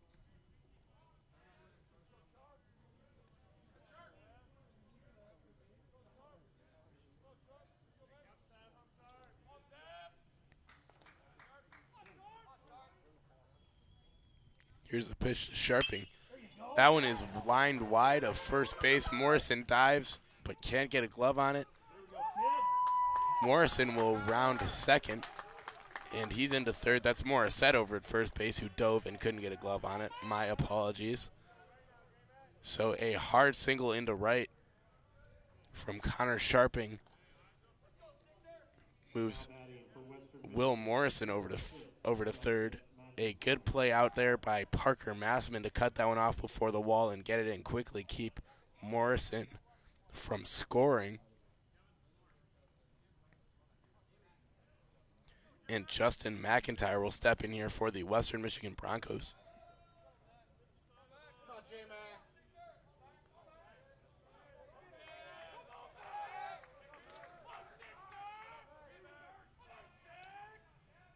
Here it comes from Napoleon. That one is skied out into the right. Parker Massman coming in. He's fighting the lights a little bit, but he will squeeze for the third out of the inning.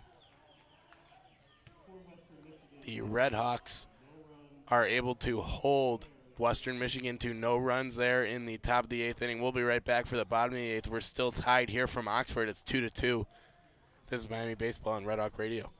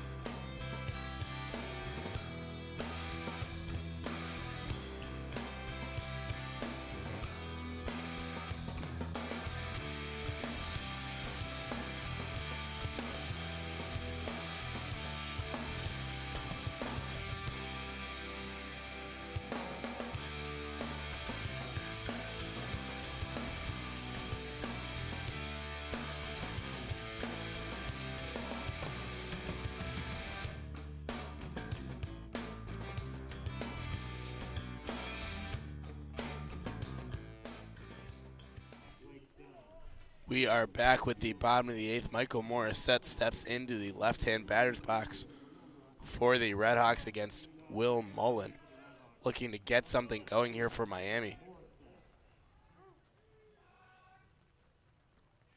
First pitch to Morissette. That one catches him, I think.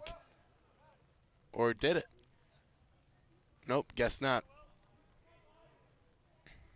Looked like that must have been the catcher's glove I saw it hitting. Definitely was inside, though. There's a little rail in front of me that was perfectly blocking the part of Morissette's leg that I thought it hit. He skies one into left, going back on it is the left fielder. He will squeeze. That's Hadakovic out there. He drifts back and squeezes that Michael Morissette fly ball for the first out of the inning.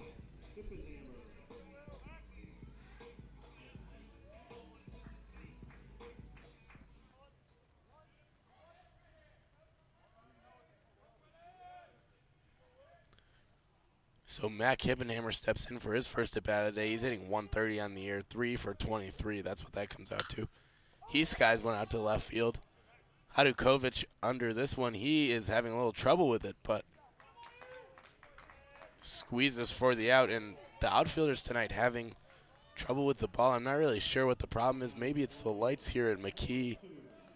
That must be what it is because it's really not particularly windy. Either way, Will Vogelsang will come up here with 2 outs. Mullen looking to continue the quick inning.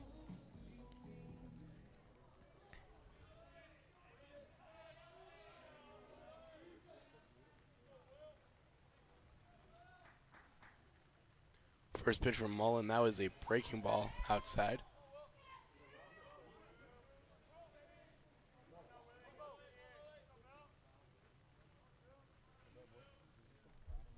Count is 1-0 to Will Vogelsang.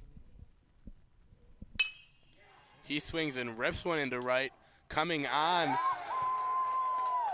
is Morrison, and he will dive and grab that one at the tip of the grass. What a diving play from Will Morrison, coming on and grabbing that one with the diving play. A forehand dive from Will Morrison retires Will Vogelsang and the RedHawks. We are going to go on to the 9th, still tied. This is Miami Baseball on Red Hawk Radio. We'll be right back.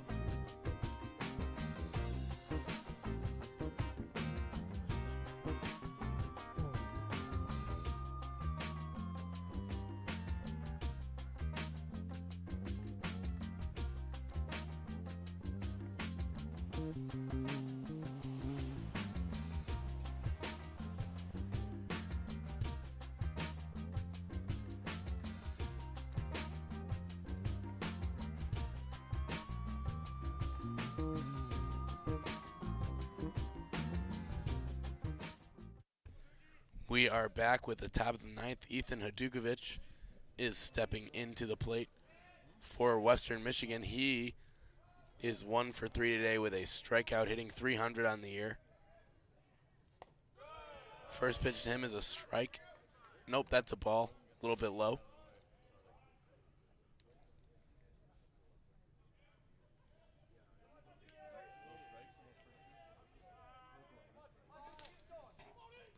Pitch to Napoleon, swung on. Pitch from Napoleon, rather, swung on and fouled back by Hadukovic.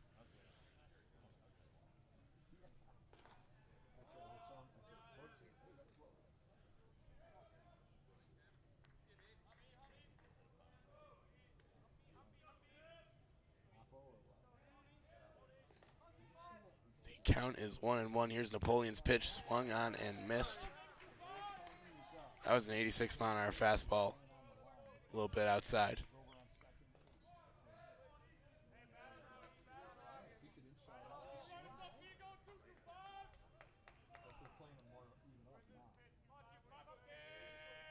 Dukovic ready. Here comes the pitch from Napoleon. Strikes out on a 71-mile-an-hour slider. Napoleon started that one off on the outside corner, ran it outside into the other batter's box. And Sean O'Keefe will come up to hit for Western Michigan.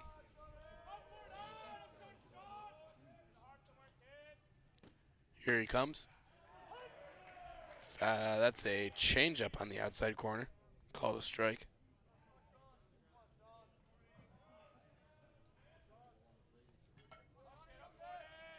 Count is 0-1 to O'Keefe. Swings and misses an 87-mile-an-hour Kevin Napoleon fastball. So quickly 0-2.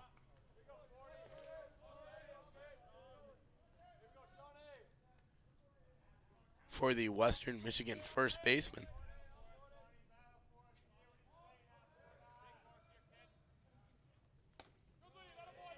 Napoleon misses with a fastball there.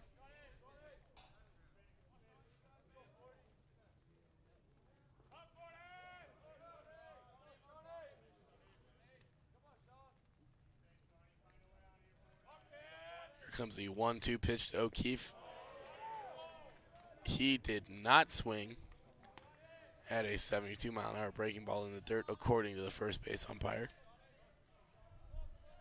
Count is 2-2. Here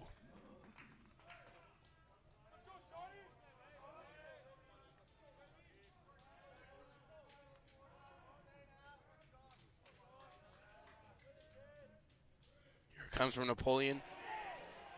And a fastball up high. O'Keefe took a little half swing at that. They're going to say he didn't go over at first base. It certainly looked like he did from here.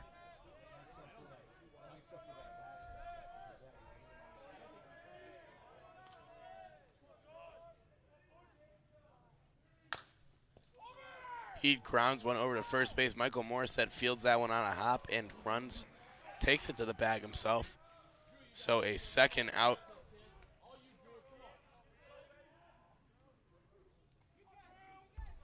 For Napoleon. Drew Devine will come in for the Broncos. 1 for 3.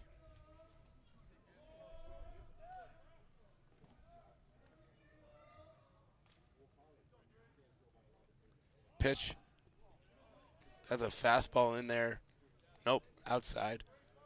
Devine squared around to bunt that one. Jumped away from the plate. I guess it was inside. If it caused him to do that. So the count is 1-0 to Devine. That's a fastball on the outside corner, 1-1.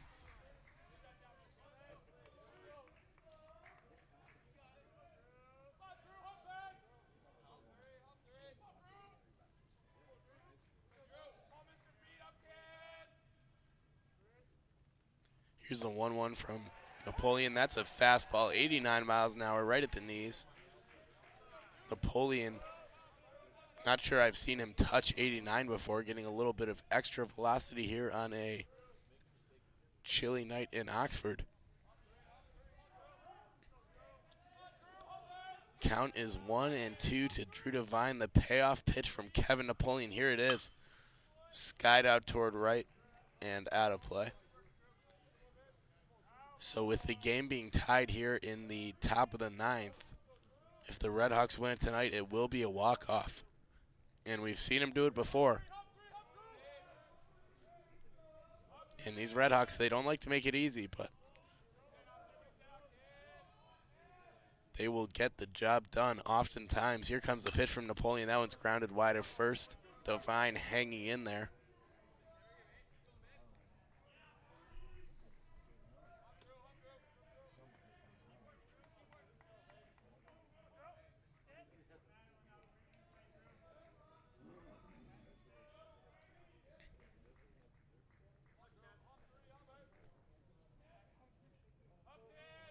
So Napoleon back on the mound for the 1-2 pitch. Here it comes. That is a breaking ball just a little bit outside, spit on by Devine.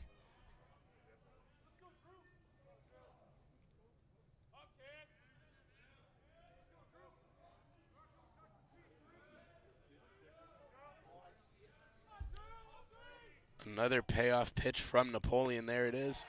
Strike 3, 88-mile-an-hour fastball on the outside corner. A little let's go and a K-strut from Kevin Napoleon. We are on to the bottom of the 9th. We'll see if the RedHawks can walk it off here from McKie. We are tied at 2-2. This is Miami Baseball on Red Hawk Radio, and we'll be right back.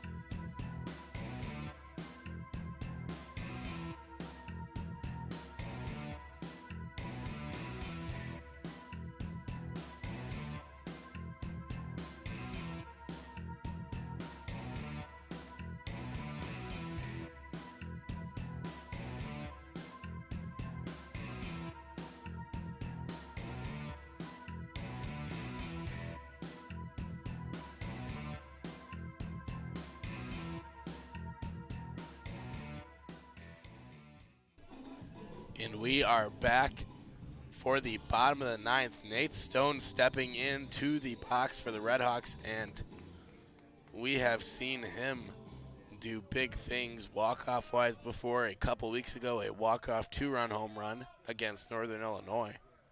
Here comes the first pitch to him, and he lines one out into right. Will Morrison will come on and grab that one. A really hard hit ball there by Nate Stone, but doesn't get down, nothing to show for it. Will Morrison in the right place to grab that one. Number 27, Parker Massman. And Parker Massman will come in to hit. He came in as a defensive replacement for Dalton Back earlier in the game. Back when the RedHawks were in the lead, they like to pull back in the later innings when they're winning.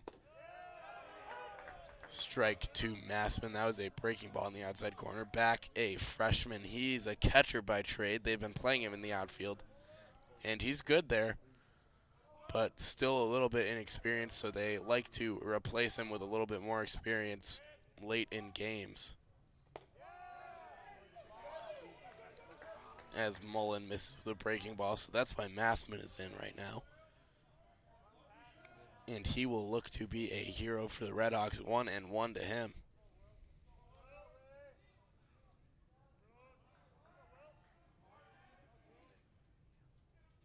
Here's the pitch. That one is skied out to right down the line. And it looks like the left fielder over there, Hadukovic, will grab it. So Hadukovic,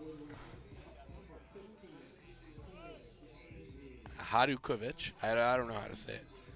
His dad came over and told me how to say his name a couple of minutes ago, and I feel bad that I already forgot.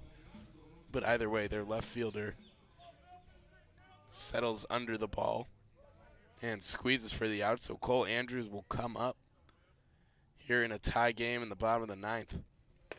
First pitch to him is a fastball outside.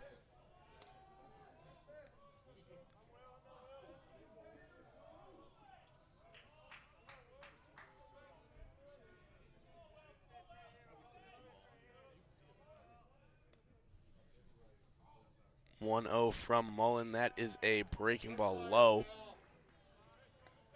So once again, if you're just joining us, we are tied at 2-2 here in the bottom of the ninth. Miami RedHawks and Western Michigan Broncos, 2 outs in the inning. No one on. Cole Andrews up to the plate. Third straight ball thrown to him by Will Mullen. So the count is 3-0. We'll see if Andrews has the go-ahead. Would not be surprised if he did.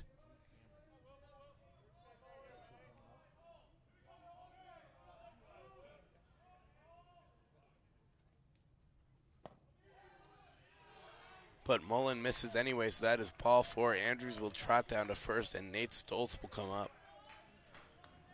For the RedHawks, the catcher. We're going to see a pinch hitter here for Cole Andrews, I believe.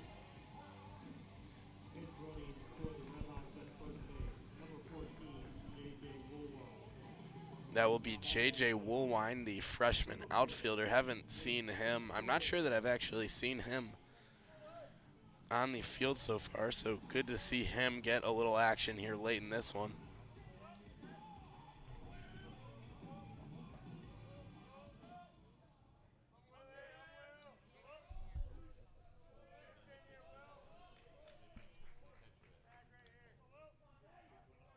The 0-0 pitch to Stoltz, that is outside.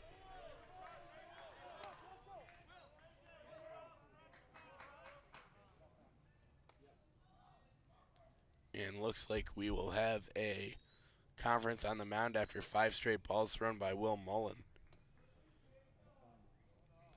So we will take a presumably pretty short break and be right back after this.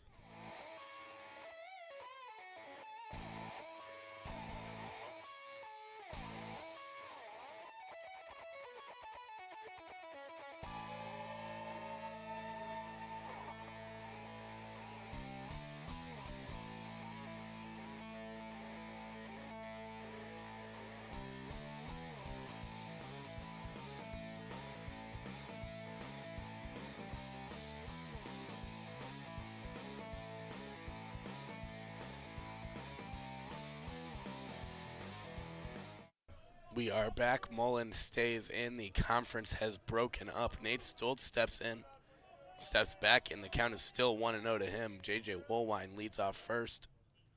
Here comes a pitch from Mullen. That is like a fastball, a little bit low, so a 6th straight ball from Will Mullen. And if you are a college baseball fan, you'll know the Texas A&M tradition. After a 4-pitch walk, they'll chant ball 5, ball 6 in succession until the pitcher throws a strike. So they would have been on ball 6 there, the Texas A&M Aggie faithful, but Will Mullen throws a strike, spoiling the fun. So the count is 2-1 to Nate Stoltz. Woolwine takes his lead off of first base. 3-1 to Nate Stoltz.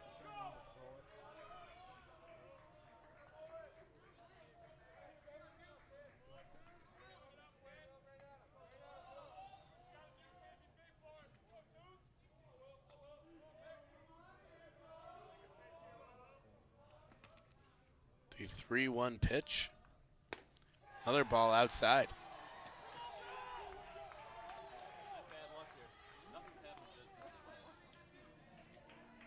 So Mullen misses with another pitch. That is 8 out of 9 out of the strike zone, and Brian Zapp will come up.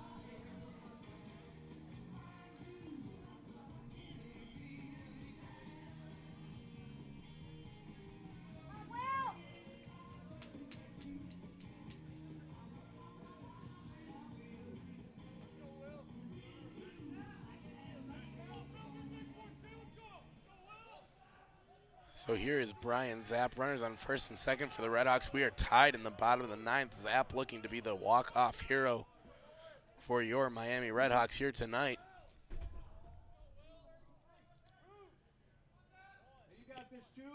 And this game's still a pretty quick one despite the rain delay. 2 hours and 35 minutes in. That pitch is low, a ball. So 9 out of 10 balls here for Will Mullen, having a lot of trouble finding the strike zone.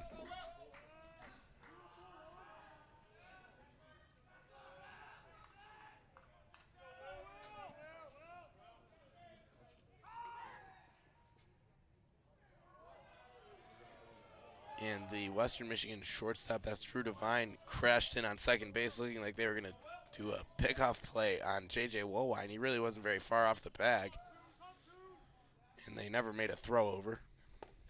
Mullen back on the mound. He locates a 73-mile-an-hour slider. So Mullen able to find the strike zone. Count is 1-1 to Zapp. Runners on first and second. Mullen steps off to get new signs from the dugout. Western Michigan, one of the only teams in the MAC using a card system. That means they get signs in from the dugout like Miami. Zapp fouls off an 86-mile-an-hour fastball. That one was pretty low.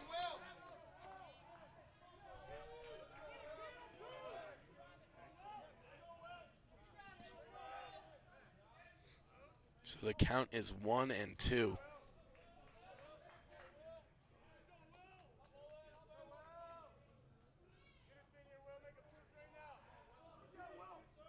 Devine crashes on second base again, nothing doing. Here comes Mullen. That one is skied out toward left field. Hadakovic is creeping over there. That one will hit off the top of the Miami clubhouse. Out of play.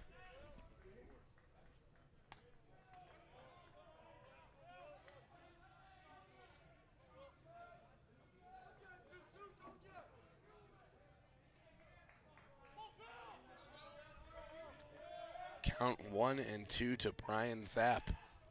2-2 here in the bottom of the 9th. Runners on first and second with 2 outs.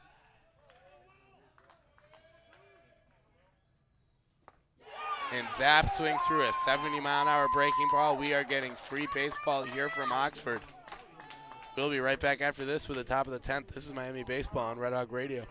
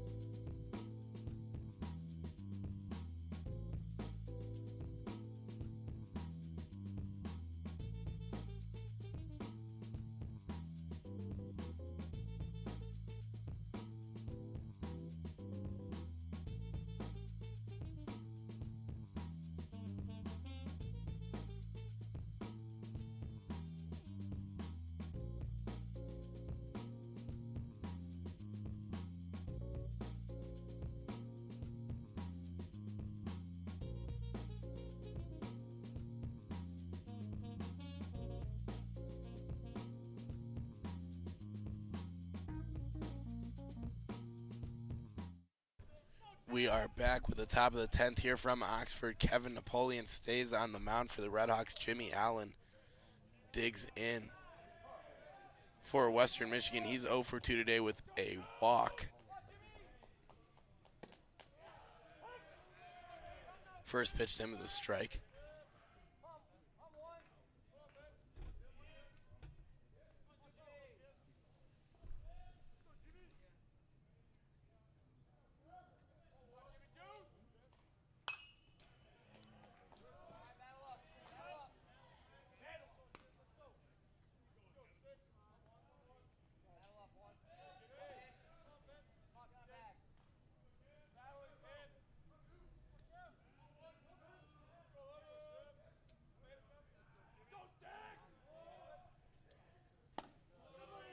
From Napoleon is a ball. That was a fastball up and out, so the count is 1-2 to Jimmy Allen.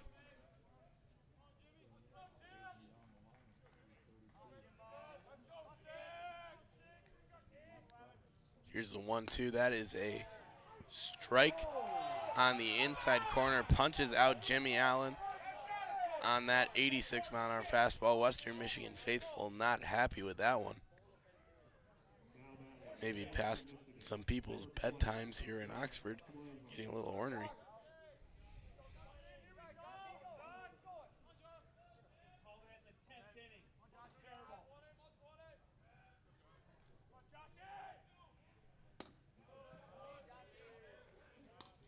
First pitch to Josh Swinehart is a ball. Swinehart's 0 for 2 with a sac bunt. He swings and rips one out to left field. Stone chasing this one back to the wall, but he will not get it. That is a home run for Josh Swinehart here in the top of the 10th inning. And the Western Michigan Broncos take the lead. That's a home run for Josh Swinehart. An absolute moonshot over the left field fence out toward President's Hall. And the Broncos take a late lead.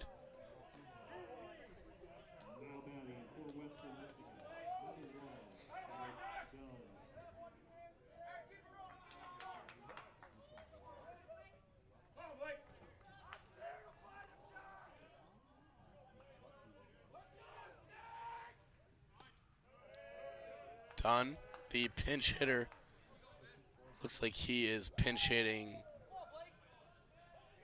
He's pinch hitting in the catcher spot. He squares around to bunt the first bunt, but pulls back, so that's a ball. Second pitch to him, squares around to bunt again. And that will be a strike. Not sure if they said he went or if they called that a strike, but goes up on the board the same way.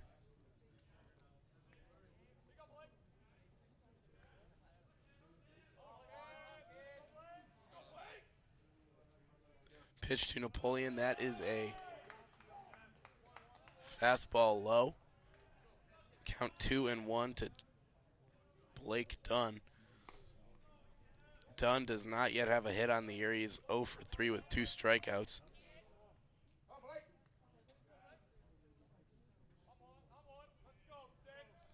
Here's a 2-1 pitch. Another bunt attempt for Dunn. That is a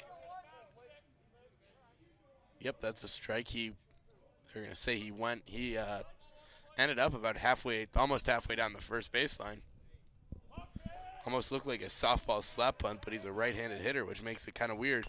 And he squares around a bunt with 2 strikes. This one's going to go foul, so strike 3 for Justin Dunn. That's a strikeout. I actually don't really know how you score that one in the scorebook, but an out nonetheless, and a waste of an at bat from Blake Dunn.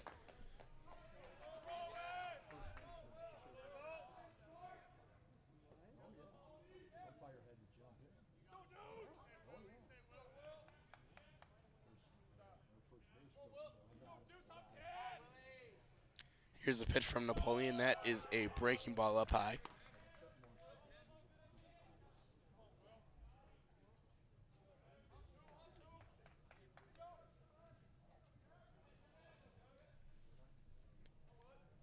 Here comes the 1-0 from Napoleon. That is a fastball in there, catches the outside corner.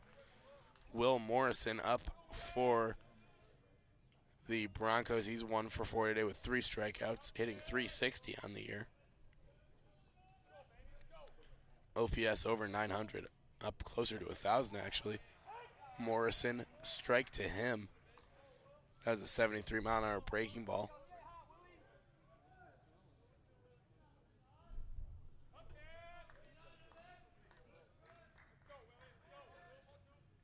Here comes the pitch. That one is swung on and grounded wide to third.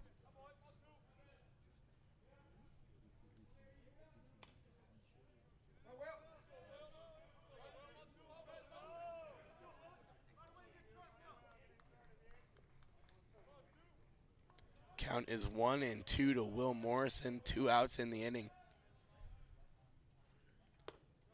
That is a ball on the outside. Looked like a changeup from Kevin Napoleon. RedHawks looking to limit the damage here. They already gave up the tie-breaking run to Western Michigan. Western Michigan leads 3-2 here. In the top of the 10th, fouled off by Morrison.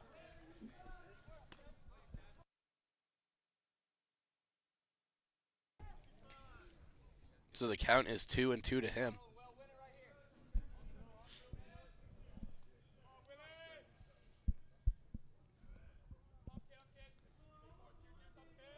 Here's the 2-2 pitch from Napoleon. That one just a little bit below the knees.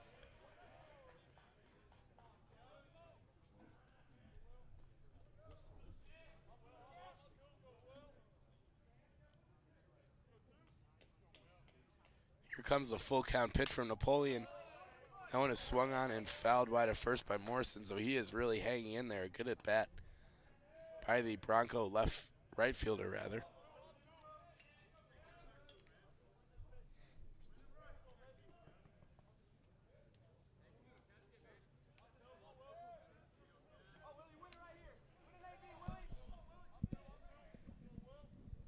Here's the pitch from Napoleon. And that one is swung on and missed. It actually hit Morrison. But he swung and missed at it. And I don't know, they're going to bring the umpires to the middle of the field here. If you swing and miss at a pitch and it hits you, that counts as a strike. I don't know if they're going to say it's a foul ball. If you swing and miss at a pitch and it hits you on the way, it's a strike and an out. Yep, and they are going to call him out on strikes. So that is the end of the top of the 10th. We will come back for the bottom of the 10th after this, see if the RedHawks can come back and tie it or even win it. RedHawks down 3-2, going into the bottom of the 10th. We'll be right back. This is Miami Baseball on Red Hawk Radio.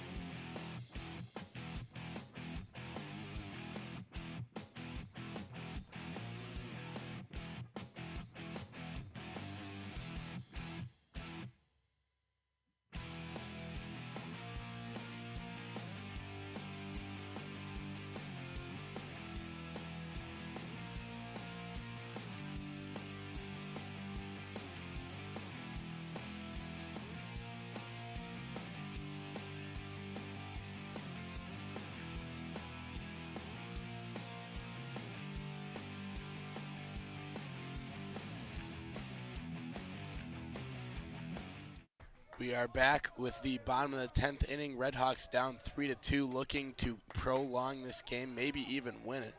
Billy Kopicki will step in for them. He's 0 for 2 with a walk. Here comes the first pitch from Mullen.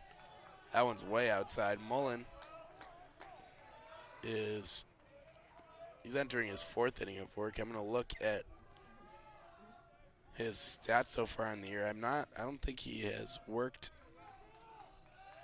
quite this much. Oh no, he's stretched out. He pitched 5 innings against Ball State a couple weekends ago, 5 2/3 against Eastern Michigan. So he does have the stamina. He throws a strike to Kopicki.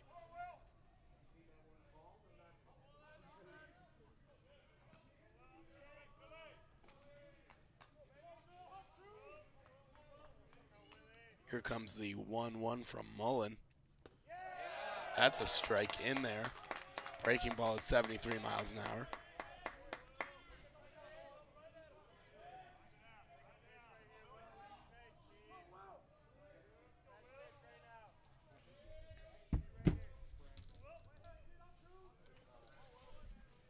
Count is 1-2 to Kopicki. RedHawks down to their last 3 outs. Swing and a miss. 86-mile-an-hour fastball from Will Mullen is blown right by Billy Kopicki. And the RedHawks are down to 2. Looks like Steven Kraus will come in to pinch hit here for the RedHawks. He's hitting for Morissette.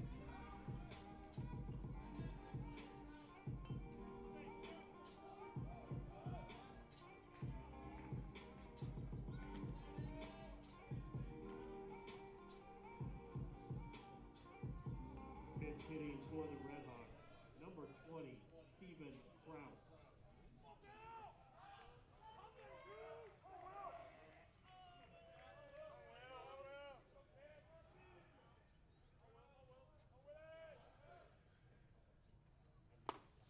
First pitch to Kraus is way inside. Kraus on the year, hitting 154. That comes out to 6 for 39.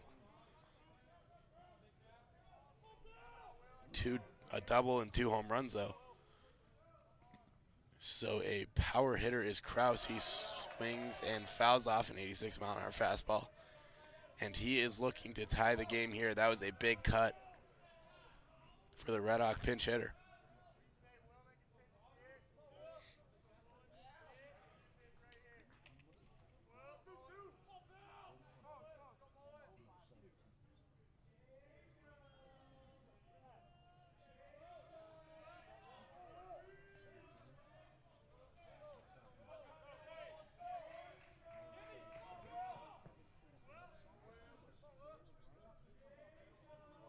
Here comes the 1-1. That one's outside.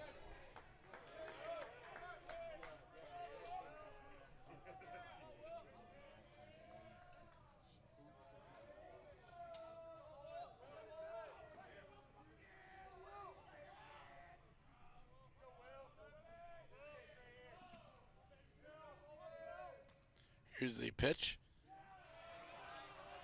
That is a fastball outside.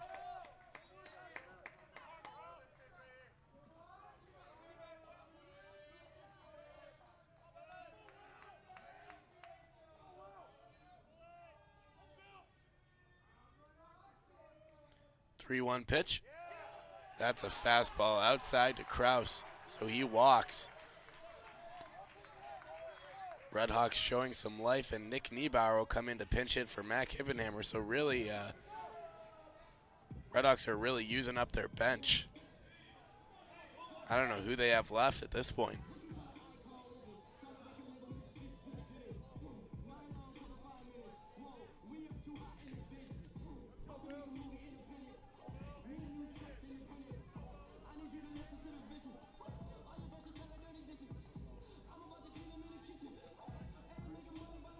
So Niebauer coming in, he has been excellent in not too many plate appearances this year. He's 4 for 7, walked 3 times. So that comes out to an OPS over 1,200, which isn't really sustainable over any type of sample, but for a small sample for Niebauer, that's great stuff. As he looks at a fastball on the outside corner.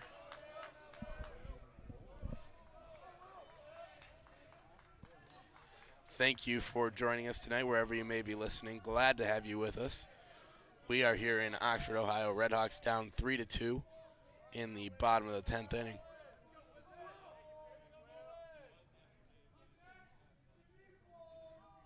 Mullen steps off the mound. Kraus back to first.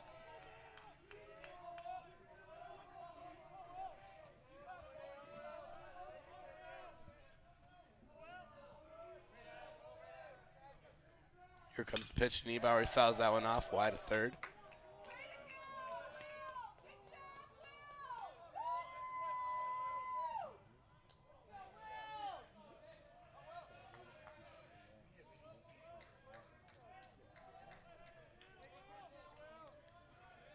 Count is 0-2 to Niebauer.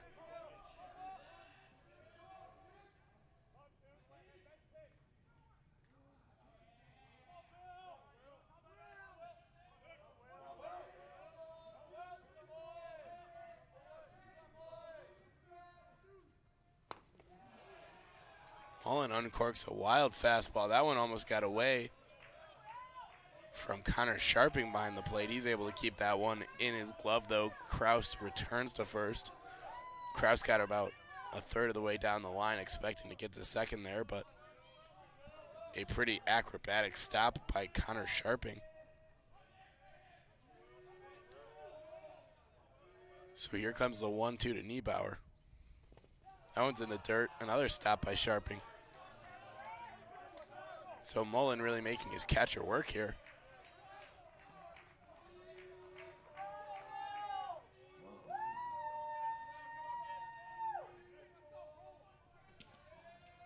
Take a breath, throw a strike, Will. Here you go,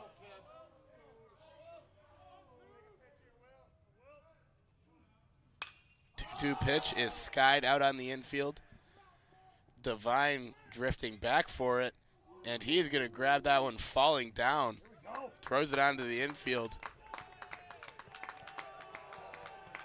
And a good play there by Devine to stay with that one. He stumbled right as he was getting under it and was falling as he caught it, able to look it into his glove, and just like that, RedHawks down to their last out. Will Vogelsang at the plate will look to extend this one. And Vogelsang 1 for 4 today. He has one of the RedHawk RBIs, hitting .304 on the year with 20 RBIs overall. We'll look to make that number a little larger here. We'll have to.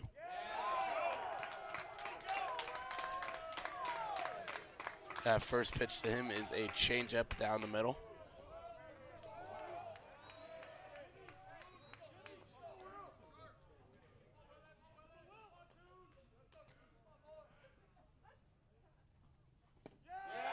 Oh, 1, that's a breaking ball in the outside corner. So Miami down to their last strike. Will Vogelsang doesn't take the bat off his shoulder for 2 straight strikes, and we are against the ropes here in Oxford.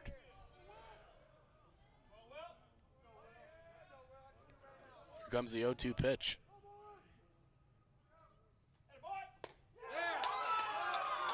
And that is a ball, 74 miles an hour, a breaking ball just off the outside corner. I think you heard the Western Michigan fans.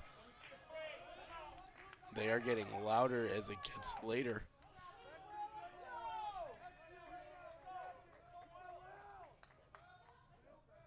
Here comes the 1-2. That one is lined out to right field by Vogelsang, but foul. That one was foul off the bat, but a good piece of contact from Will Vogelsang. If he can straighten that one out, we might be in business. Mullen still hasn't given up a hit in 3 2/3 innings.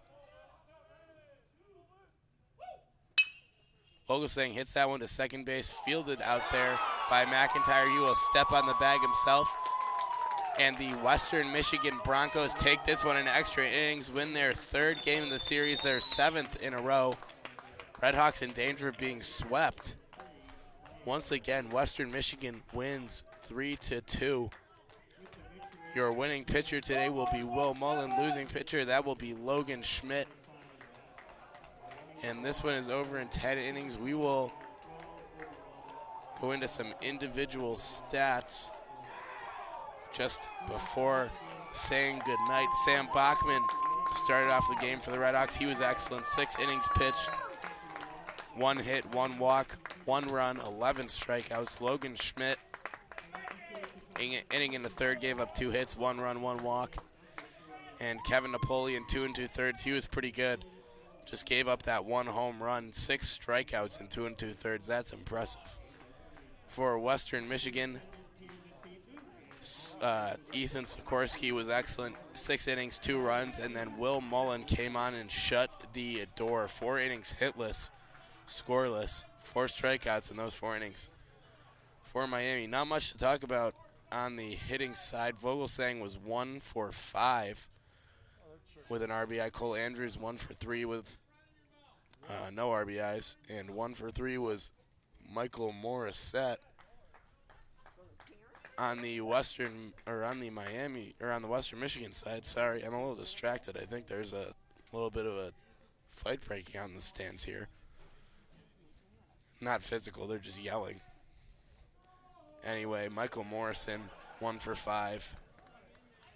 Sean O'Keefe, 1 for 4 with an RBI. Josh Swinehart, 1 for 3 with an RBI. And on that note, I am going to get out of here before I get caught in between the Miami and Western Michigan parents. We'll be back with you tomorrow. Sunday should be a 1 p.m. start. The weather forecast not looking great. So you can follow Miami Baseball on Twitter for updates on that.